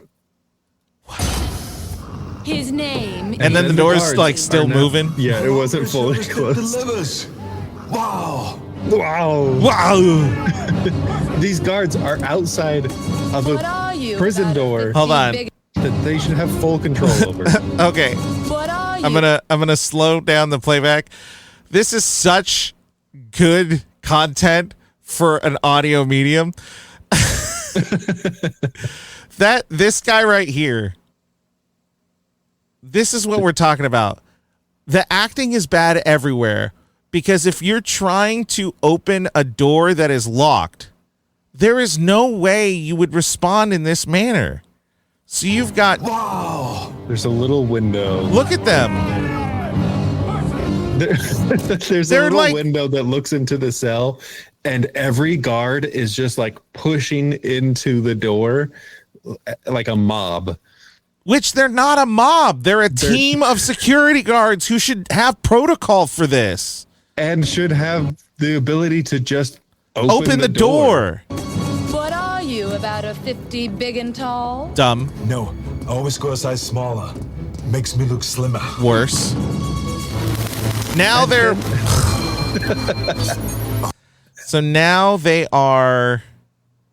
What is that? Blowtorching through the door. Which they should have full control over. I'm running on empty. I need the diamonds from my hideout. I'll help you grab your rocks. Is that a testicle joke? Yeah. Okay. Babe! Dear! An exit, please. This is the part. Reinforced steel. Not good. Out of everything we've seen, why would that be the way that line is delivered? It's just,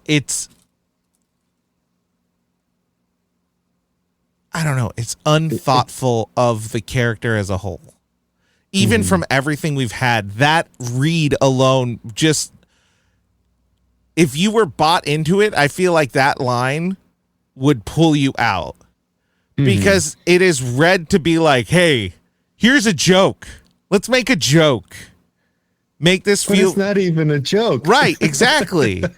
And that's what, like, it goes against the character, even the character she has built thus far. This was the line that made me go, okay, none of this. It's all garbage. There was no thought in any of it. I was giving it as much benefit of the doubt, and then that one line, and it's not her fault. She read it funny, like she read it in a way that was humorous, but in the context of everything she's done prior, it was like, how does this smooth talking, like mid-Atlantic person suddenly turn? She's Lucille Ball. God damn it, she's Lucille Yep. Ball. She's Lucy. Yep. So this is the moment. What? Don't make. It's such a weird choice. And we got to get this line in.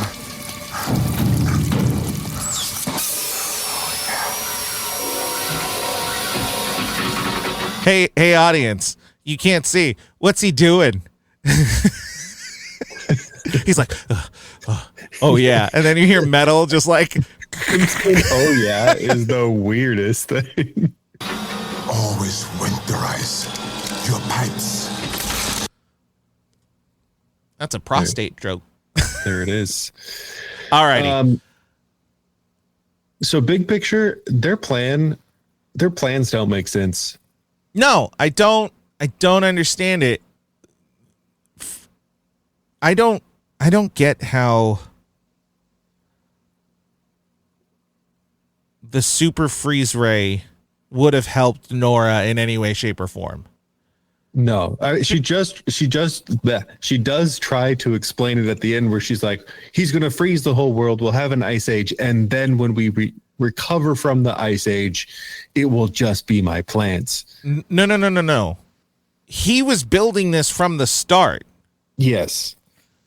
And he doesn't choose to freeze the whole world until he believes Nora's dead. Yes. Why did he build the freeze ray? Oh, from the beginning. Yeah, like what was the point?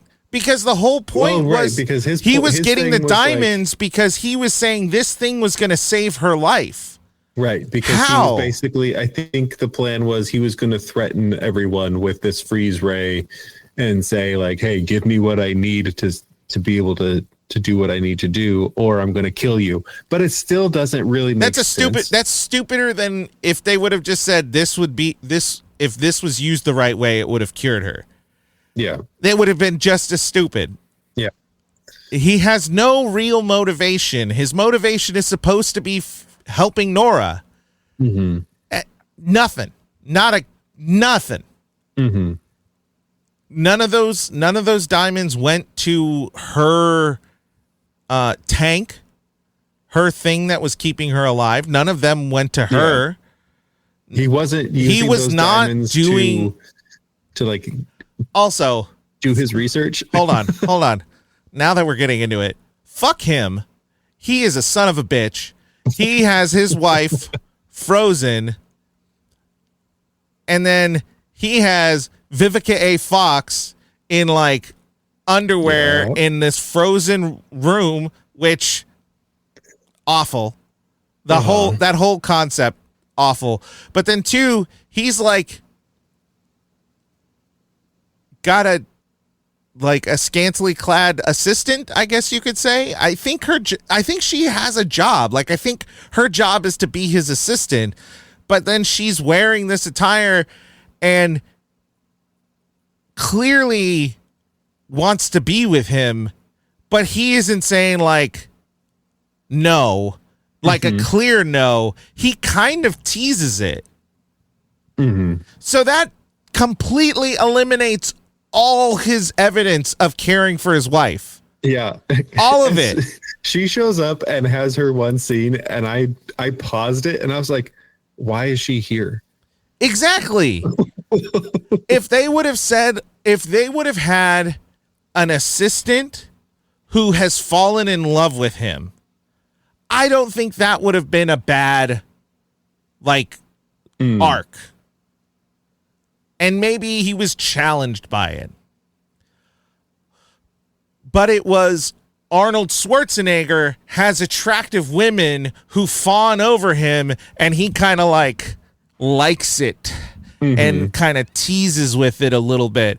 And it's like, then you can't work your ass off for your wife, bro. Like nothing, not a single thing that you said means anything because it feels like you don't actually care.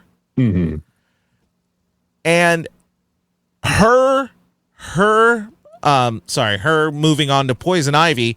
Poison Ivy's motivation to kill Nora doesn't make a lick of sense. No. She has shown absolutely no attraction to Freeze. She is not it feels like she thinks of him as an equal. Mm-hmm. She does have the one line of that's not a man, that's a god. Mm-hmm. But they don't really do anything with that. Mm-hmm. It is just, he is clearly the only man who isn't affected by her. Yeah. Also, technically, Bane is not affected by her. Mm-hmm.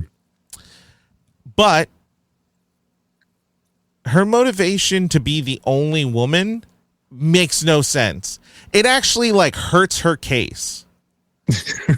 Because she's supposed to be like this strong woman who takes control, but is threatened by a man's essentially dead wife who they have no relationship. Mm-hmm. So what's the problem? They just turn her into a jealous girlfriend to a guy who has no interest in her. I don't understand the motivation for it. It just ruins her character more. Mm-hmm. Anyway, I feel, again, I can complain a lot. Yeah. No, there's a lot there. Why does she make mutant plants? What's the point of mutant plants? If they would have, they should have done more with her ability to control plants. Right. That should have been a weapon. And maybe it was technology, whatever it was.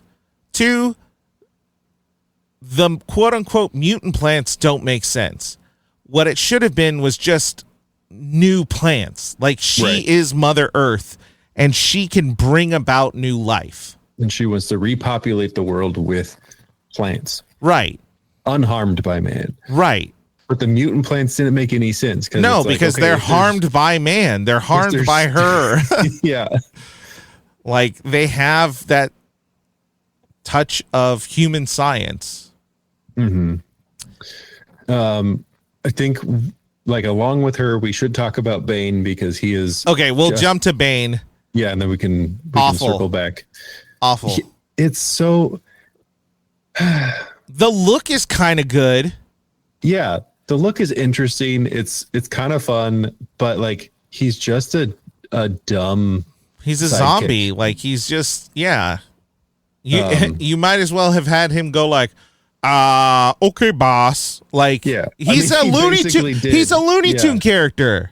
Yeah, because that one Looney Tune character that has had too many concussions. Like he's just like a big burly guy, but he's just like, oh, what are we doing? Like that guy. Yeah, I don't know his name. I can't. I'm not making fun of someone. I am quoting a specific character. There is a character that exists that is in that. It might be a not PC character nowadays, but that's essentially what Bane was. Yeah, he was just a big lunking idiot. And I don't know. The one thing that like him getting the tube pulled out from his mask and from him was like, that scene is so like, oh, as he like shrinks back down. That's kind of that was pretty good. Yeah. I think him becoming Bane and then being shriveled back. Him becoming Bane and him not being Bane, but erase everything in the middle. Yeah. those two moments were fun. And it's crazy because I think Bane was created in like 1993. And maybe earlier. Let me confirm that because I think let's see. 1993. Okay. Nice. Yeah, Vengeance of Bane #1, 1993, and he is supposed to be this like not unstoppable because he's so strong, but there's such a determination and the venom gives him like a vigor that really pushes him to continue on and not care about pain, his past, being in prison. He's really smart. I do like there was where did it go? Here. Bane is highly intelligent, with his intellect being recognized in Bane of the Demon storyline. And this is where it's interesting, where Ra's al Ghul says that Bane has a mind equal to the greatest he has known, though he dismisses Bane's ability as more like cunning of an animal rather than the cultured, trained intellect of Batman. That would have been such an exquisite storyline where you have someone who is Batman's match, but he finds himself undercut because he is cunning like a fox, like an actual fox, but lacks that like true holistic development like Batman put himself through. And that would have been his downfall. That would have been great. Hell, that would have been great for the other Bane. For the later one, because his comeuppance is pretty underwhelming. Anyway, Bane sucked. I don't know. And the way that Poison Ivy gets defeated is so stupid. She gets like kicked and she falls over, and then her own plant eats her, and then like, what? Yeah. All right. That leads us right into Alicia Silverstone as Batgirl. Yeah. The most useless of characters. I don't know why she's in this movie. Yeah. I don't think they know why she's in this movie. As Batgirl, she does nothing. Yeah. Other than make like. She does help them. Shoot. What? Was it Batman Returns or was it Batman Forever where they actually had a woman writer? Batman Forever. Okay, we're back to where there's no woman writer and all the women are written like shit. She has the worst lines. I don't know what Barbara's motivation is, and I don't know what it kind of felt like they redid Batgirl's motivation is. Dick's story from the they did. one. That's exactly what they did. Also, making her Barbara Wilson instead of Barbara Gordon is the dumbest move ever. Making her related to Alfred. They could have literally killed off Commissioner Gordon and everyone would have been like, makes sense. Makes sense. And then maybe she was a orphan at that point and Bruce was helping her. I know it feels like they're like, well, we can't repeat the thing we did with Dick Grayson. It's like, have you read Batman comics? Mm-hmm. All of these kids go through basically an identical backstory. Yeah. Dick Grayson, his parents are killed. Jason Todd, his parents are druggies and eventually die, and he tries to hotwire Batman's car, and Bruce was like, "You're cool." Tim Drake discovers who Batman is, pursues being Robin. In some renditions of it, his parents are killed, then orphaned on. I feel like there's other renditions of Robins where they fall into the same thing. There's very few where their parents don't die in some way, shape, or form. Yeah. So the idea of them going like, "No, we can't do that." Yeah. Honestly, if they would have gone with the whole Barbara was Gordon's daughter and she was just like, "This fucking guy is so incompetent. I'm going to get it done." Believable. Yeah. Believable. Mm-hmm. But no, they made her Alfred's niece.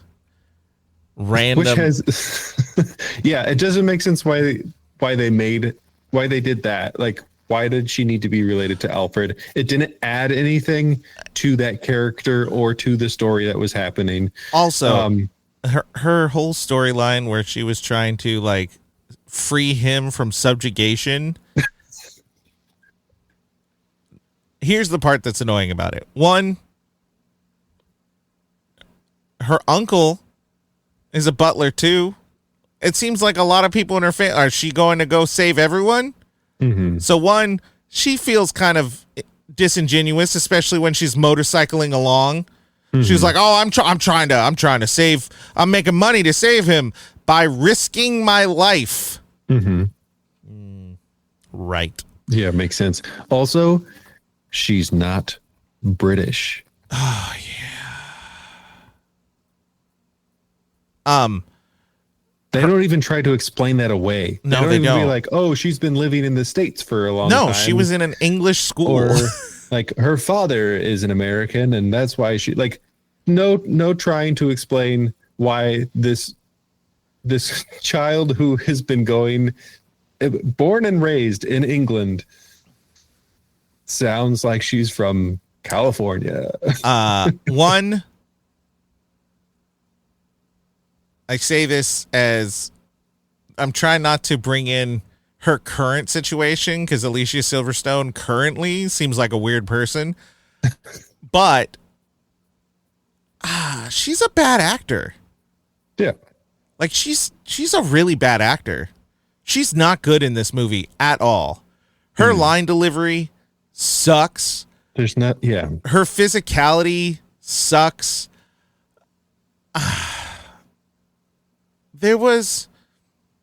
I feel like the Batman butts is like a joke. I don't know if it's the camera gaze, but I do think it's sexist to give her like 5-inch heels. That was so unnecessary. And it made her look stupid when she was trying to fight. Like, she didn't look balanced. She didn't look good. Further note, she mentions doing like judo. Where does she know how to fight? It wasn't, she was the daughter of the police commissioner and had to rigorously train to ensure that she was protected from the bullies of the, criminal kids and all that's like, your dad put my dad in prison and tried to beat her up or something like they could have done a story like, she's just like in some English prep school. Yeah. You trying to tell me they're ninjas? Like what? It doesn't. It doesn't make sense. There's no layer to it. Also, somebody forgot to tell the makeup artist that when they're riding their motorcycles, that their faces are completely covered and that they don't need a dirt beard as if they were just wearing goggles because they had masks or helmets that were covering their entire face. That bothered me so much. It shouldn't have. But every time she gets back from riding the motorcycle, she has this dirt beard. That's right. But she has a full mask. When Robin does it too, like same thing. They come back and they both have this dirt around, like on their chin and lower face. And then you can see this line around their eyes as if they were just wearing goggles. It's so stupid. Oh no. And such a detail that like they didn't need to do it. Yeah. But now that they've done it, I'm stuck thinking you're never letting it go. Yeah. She wears a cowl for 2 seconds. But here's the thing that pissed me off the most. When Batman and Robin meet her. Yeah, go ahead. I think they're genuinely saying, who is this? Yeah. I don't think they're being assholes and joking with her. But then she goes like, hey guys, it's me, Barbara. And then they make jokes and stuff. But he's supposed to be the world's greatest detective. And if I had my glasses off, I could tell that was Barbara. Like, there was nothing. Yeah. Robin and her don't look convincing as not that. Batman does. Especially like Val Kilmer. Like, you look at that Batman and I'm like, I know that's Val Kilmer's chin, but I don't know if I could tell in darkness and like. But Robin and her just a little just doesn't work. Yeah. The cartoon works because it takes their eye away. It makes like the white yeah. I really so wanted stupid. her to be like, it's me, Barbara, and for Batman to just be like, yeah, we know. That's what I was wanting. Oh God, that would have been so good. If there's like, who's this? I don't know. It's like, it's me, Barbara. It's like, we know. We're aware. Every time Chris O'Donnell has to talk to her, that's when he gets infantilized. That's the word, infantilized. Yeah. And he turns into like a little kid. It's also weird, like, what's the age difference between them? Because they have this thing of like, oh, let me help you, little girl. And she's like, let me help you, little boy. Okay, and they're trying to make her like a strong female character. And I get what they're trying to do. But again, it's that thing. It's that like Tim Burton problem where it's a guy who's like, this is what a strong woman would say. But then you like step back from it a little bit and you're like, no, they wouldn't. That's her whole character. Like, it's just like weird, fake, strong woman quips. But they're not strong. They're not helpful. they're not feminists. They're not anything. Like it's empty, very empty. Yeah. Okay. Ugh. Michael Michael Gough, we liked him. We like him. Pat Hingle, you know what? He was there. He was there, but he also did something that I was just shocked about. He's done nothing, always. He is proven to be the worst commissioner in the world. And then he had the balls when Freeze got away, and he was like, how did they get away? He's like, whoa, don't yell at Batman. You have no right. You calm down there, champ. You tone it down. They never should have given him that line. Like they played him dirty to give him that line. But you're telling me this guy who has never done a single goddamn thing in this whole series suddenly is like, how'd you let them get away? Mm-hmm. You know, kind of, that was the vibe it was giving. He just said, how did they get away? I think that's what the line was. But they really made it seem as though, like, it was Batman's fault. That they it's like, what? Wait, what?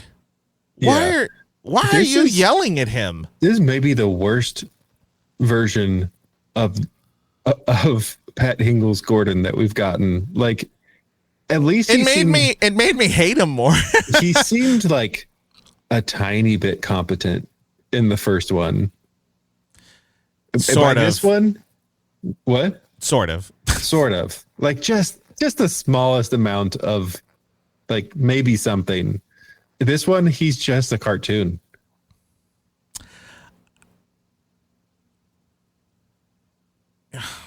You know what?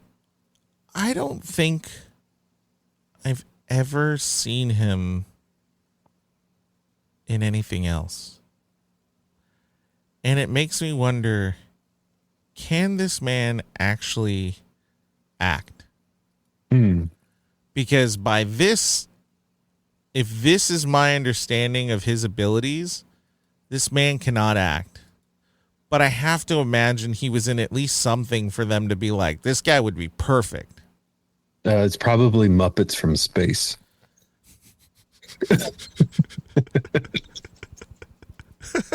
That got me off guard so bad. I was really ready to just go about it, but shit, man.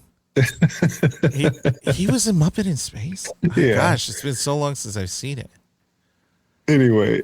All right.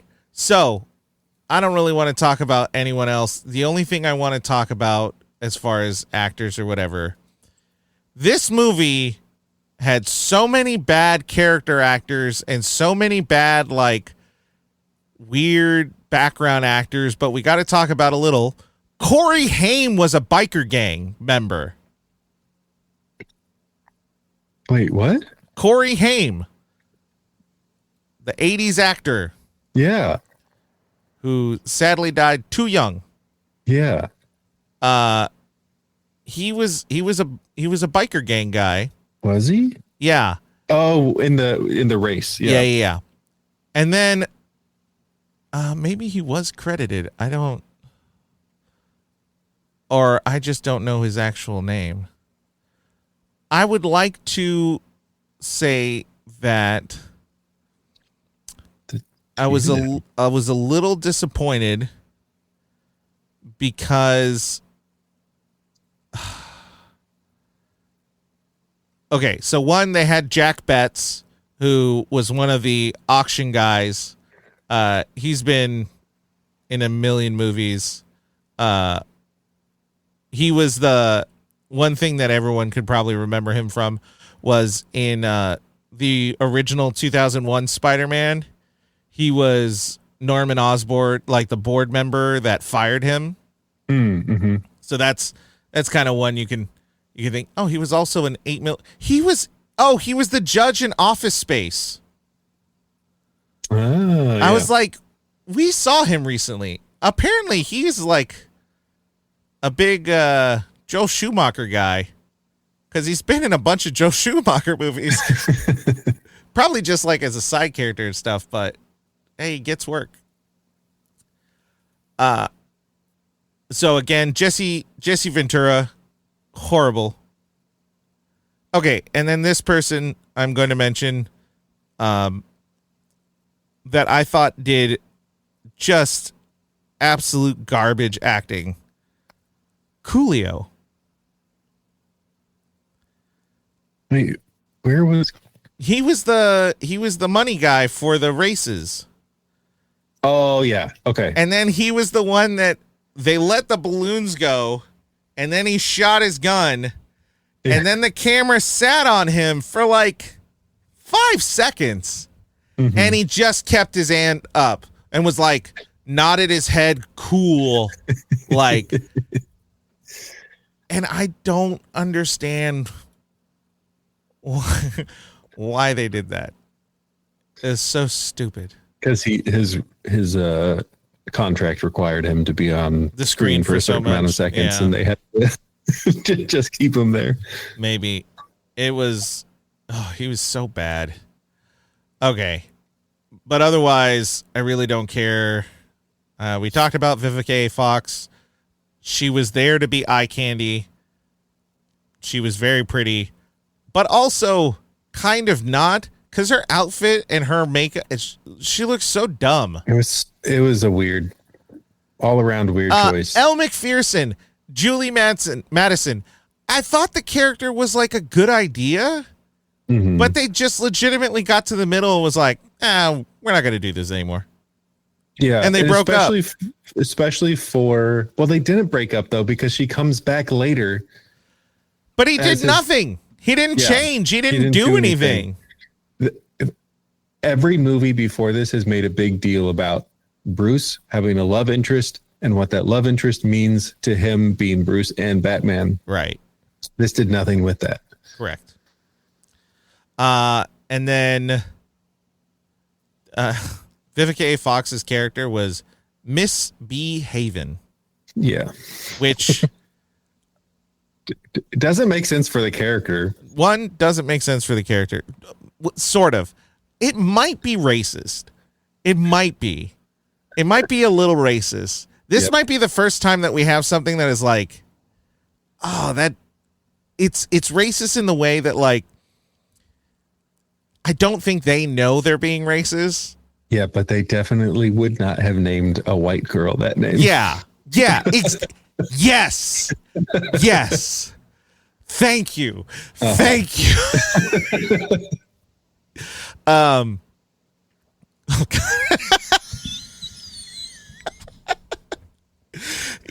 yeah, that's exactly my thought. They would not. There's not a white actress who would have been called Misbehaving. Yeah. Oh, also, just another note. Back on the point of if Nora suddenly woke up and saw Freeze's life, it was like, you have an assistant. Yeah. That has a stripper name. You have an assistant named Misbehavin', and you're trying to tell me you haven't done anything? And she's wearing that in here? Look, I love and trust my wife 100%, but if she actively hired a guy that was like Giant Dick and that was his name, I'd be like, you sure about this? That feels like a fake name. Who names their kid Giant? Come on. There's a one of the lines that when Bruce and Dick are arguing with each other, Bruce ends one of his lines saying Dick's name, but he emphasizes it in such a way that it's like, oh, like you're just calling him a dick there. Yeah. There's a lot of needless innuendo in this movie, and it is very much low-hanging fruit. Hey, on our scale from not horny to too horny, where do we land? So here's where I'm going to sit on this. Mm-hmm. I don't know if I like that. Here's where I'm going to stand on it. Okay. Viciously with my heels. Oh, ouch. Some people are into that. I think it wants to be. but I think it doesn't know how to be. Exactly. Which is crazy because, like, visually, I think it is. Yeah. Like, I think Joel Schumacher has,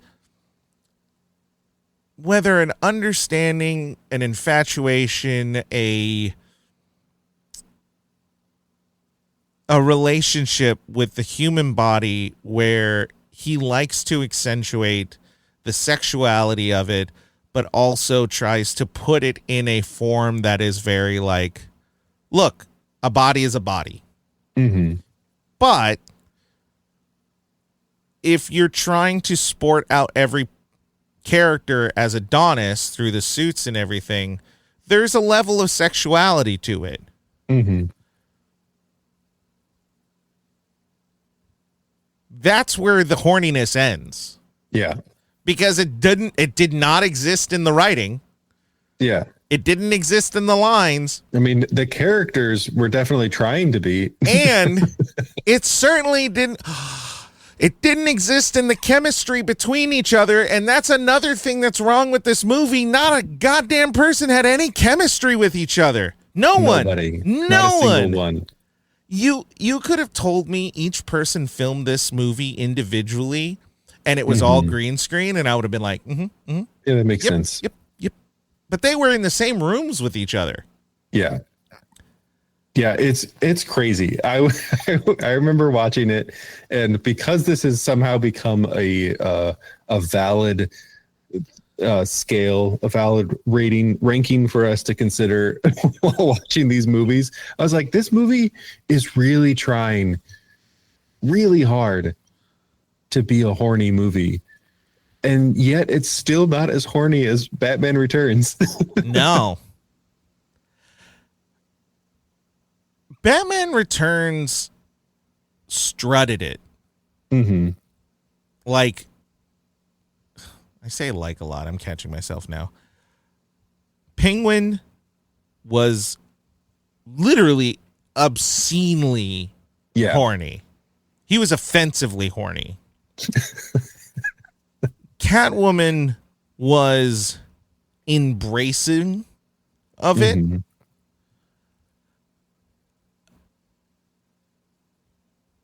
Oddly, Bruce felt the most confused about it.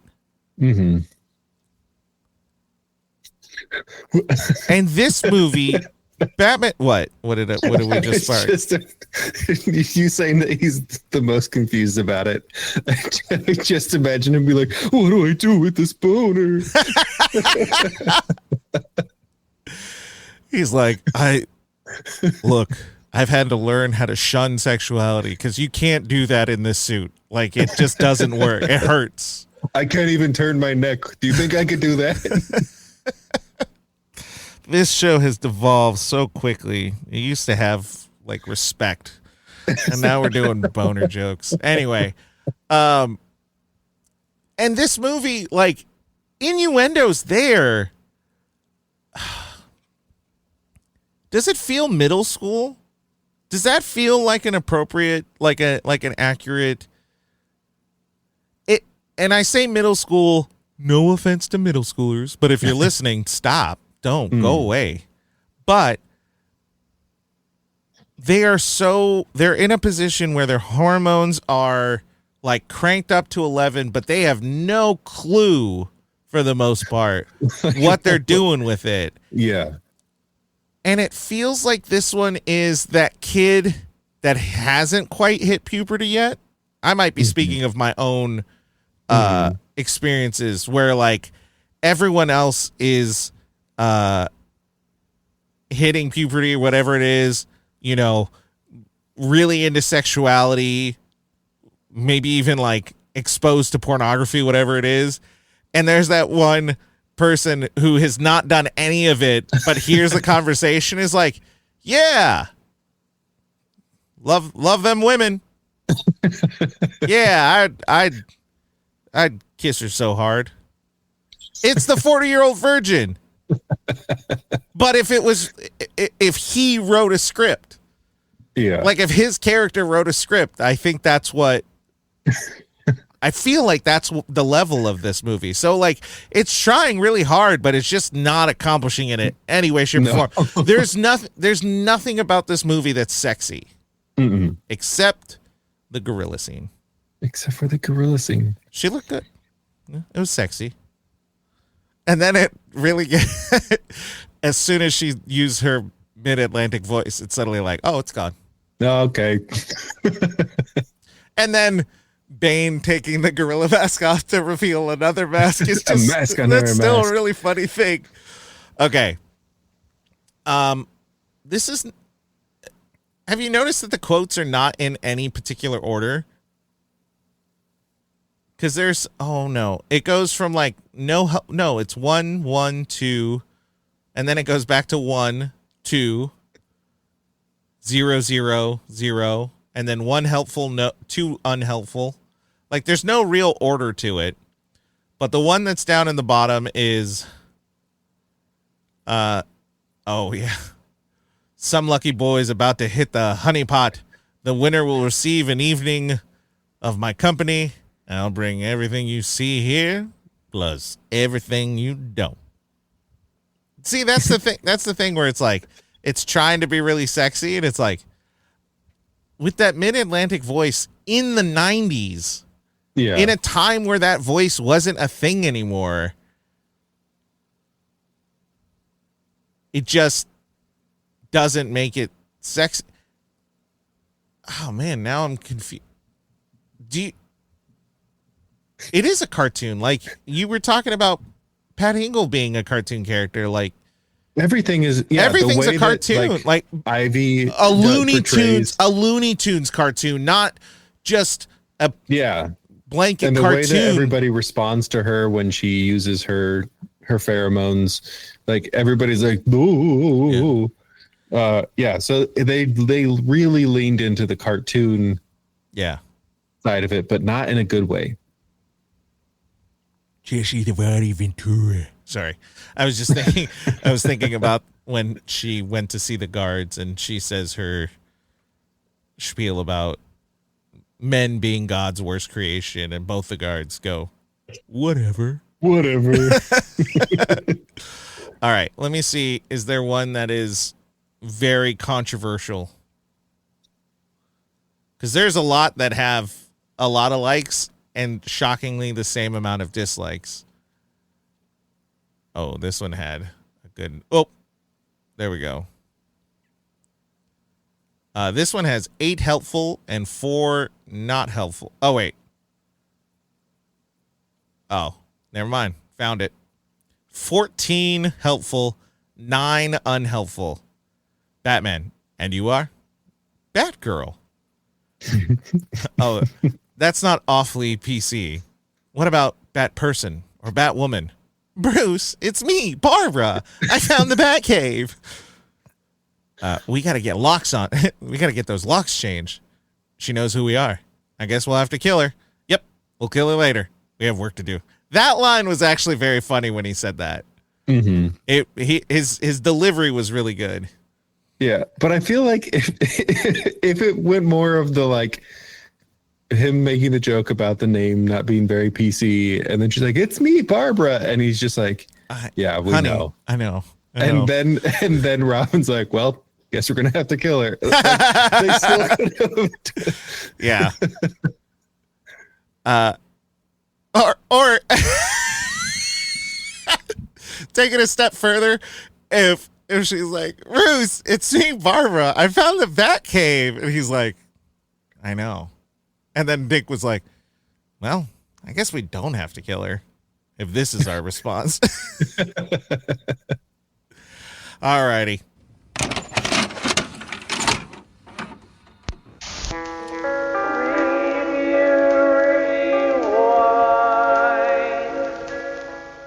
You've listened to us banter long enough. This movie is universally hated. Metacritic, 29%. Rotten Tomatoes, 11%. Rotten Tomatoes audience, 16%. IMDb audience, 3.8. This was the most positive review I could find, and it is a 70. Tristan, away we run. The New York Times gave it a 70. Joel Schumacher, director and ringmaster, piles on the flashy showmanship that keeps the film as big, bold, noisy, and mindlessly overwhelming as possible. All of those words are correct. The number is wrong.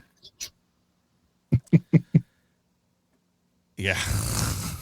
It's big, bold, noisy, and mindless the entire time. Mindlessly overwhelming as possible is pretty. Mindlessly overwhelming. Yeah. And somehow this got a 70? New York Times, not always the best, you know? How about you read that negative review? Yeah. This is from the Globe and Mail, Toronto. It is a 0. Ooh, international. International. Campy costumes. Can't disguise the incoherent plot. Confused performance. And lame script that send this star vehicle spiraling downward. Nailed it. Nailed it. I don't ever like to really agree with a negative review. I'm gonna give it to him. I give this. Go for it. I was gonna say this is what like probably the first negative review that we've gotten that is like no notes. What? No notes. Yeah, like spot on. Wait, like you didn't say anything weird. You explained just enough to be like, "Yep, this sucks." Yeah. I'm ready to give my rating. And they didn't use any overly. They weren't a dick about it. Yeah, they were like, "Ooh, I'm a professional reviewer, right. and I'm going to use some hoity-toity words to tell you this movie was horrendous." Right. They make a point of saying the campy costumes can't disguise. So they're saying there's a lot of visual stuff that is trying to grab your attention, and they cannot Would you say mindlessly overwhelming. Exactly. I would say the campy costumes are big, bold, noisy, and mindlessly overwhelming. Yes. And they cannot disguise the incoherent plot. It is very incoherent. The confused performances, absolutely. And the lame script. The dialogue is junk. If you read both of these snippets together, you have a very concise Joel review. Schumacher, director and ringmaster, indicating that it feels backhanded because they're trying to say ringmaster as like a positive thing, like he's in control, but it's a fucking circus that he's. Anyway, Joel Schumacher, director and ringmaster, piles on the flashy showmanship and keeps the film as big, bold, noisy, and mindlessly overwhelming as possible. But campy costumes can't disguise the incoherent plot, confused performances, and lame script that send this star vehicle spiraling downward. I added that but. Yeah, but it works. I would say smush these two in the together. whole context of Batman and Robin, that's the only but that does work. Hey. Pew, pew, Pew, pew. pew, pew. I don't like actually. It didn't do anything for me. That's a weird way of putting it. But I didn't like that they were like, well, we showed Batman's butt and we showed Robin's butt, so we should show Batgirl's butt. And then I was like, you didn't establish how old she is. What are we looking at? This is weird, right? But if we're looking at butt. Also, is her outfit a corset? We're looking at butt. Are they trying to say that like her outfit is a rubber corset of some type? We're looking at butt. We're looking at butt. But F. we're looking at butt. Yeah, F. It's so bad. Don't watch it. Hold on. Now I'm looking it up because I didn't pay attention to it in the moment, apparently. But now thinking about it, it's a corset. It's like a leather corset. Is it? Well, even even into her chest, it's one, they give her the points, I think, like nipples. So they're like, hey, keeping it the same.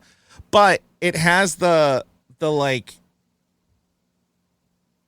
of the top of a corset, but then the rubber is connected to it. I don't understand her outfit. Also, her makeup while she's wearing this suit is awful. Mm-hmm.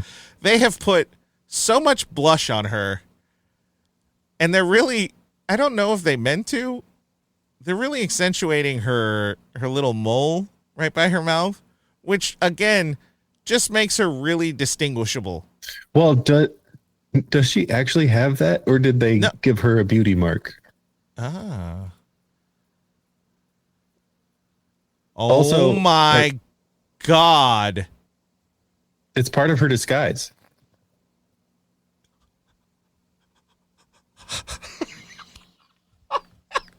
That's so stupid. Is that part of her disguise? It's part of her disguise. No.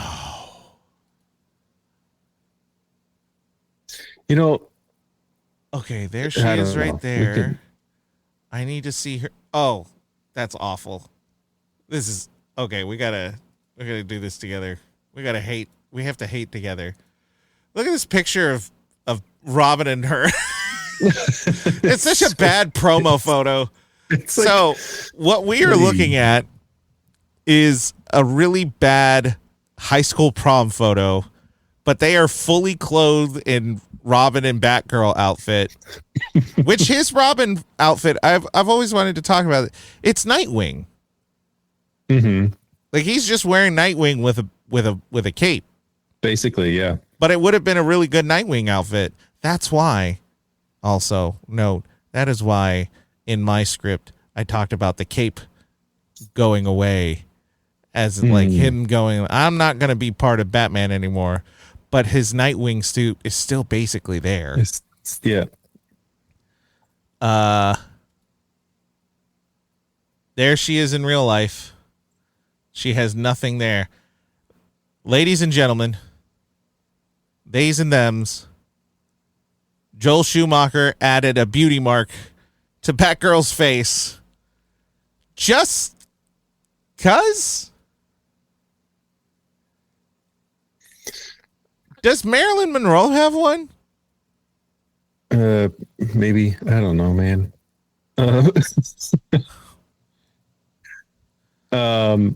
Because I just had, she does. It's on her cheek, but she does. There's something about, there's a few things wrong with her in general. One, Barbara's a redhead. Mm-hmm. They made her blonde. Mm-hmm. I know Alicia Silverstone is blonde, but also her blonde with the beauty mark and then the big makeup, it has a very much like Marilyn Monroe kind of vibe to it. Mm-hmm. And that just feels like a weird choice just to add more to it. Yeah, it's a weird choice. You know what else was a weird choice? The fact that when she unlocked the computer and it's like projecting all the things on her face, the logo that we see at the beginning of the movie, where it's the Batman logo and the Robin logo, like, and they mate, blending over each other. Yeah, is branding that they have on their own computers. Because that logo happens, which means Alfred was like, ha ha. He's like, I'm very good at Photoshop. Yes. Also, Alfred is to blame. He's the freak who gave all these suits nipples. Yes, because he's the tailor. I just really like the idea of Alfred being like, Master Wayne, I believe I've mastered After Effects.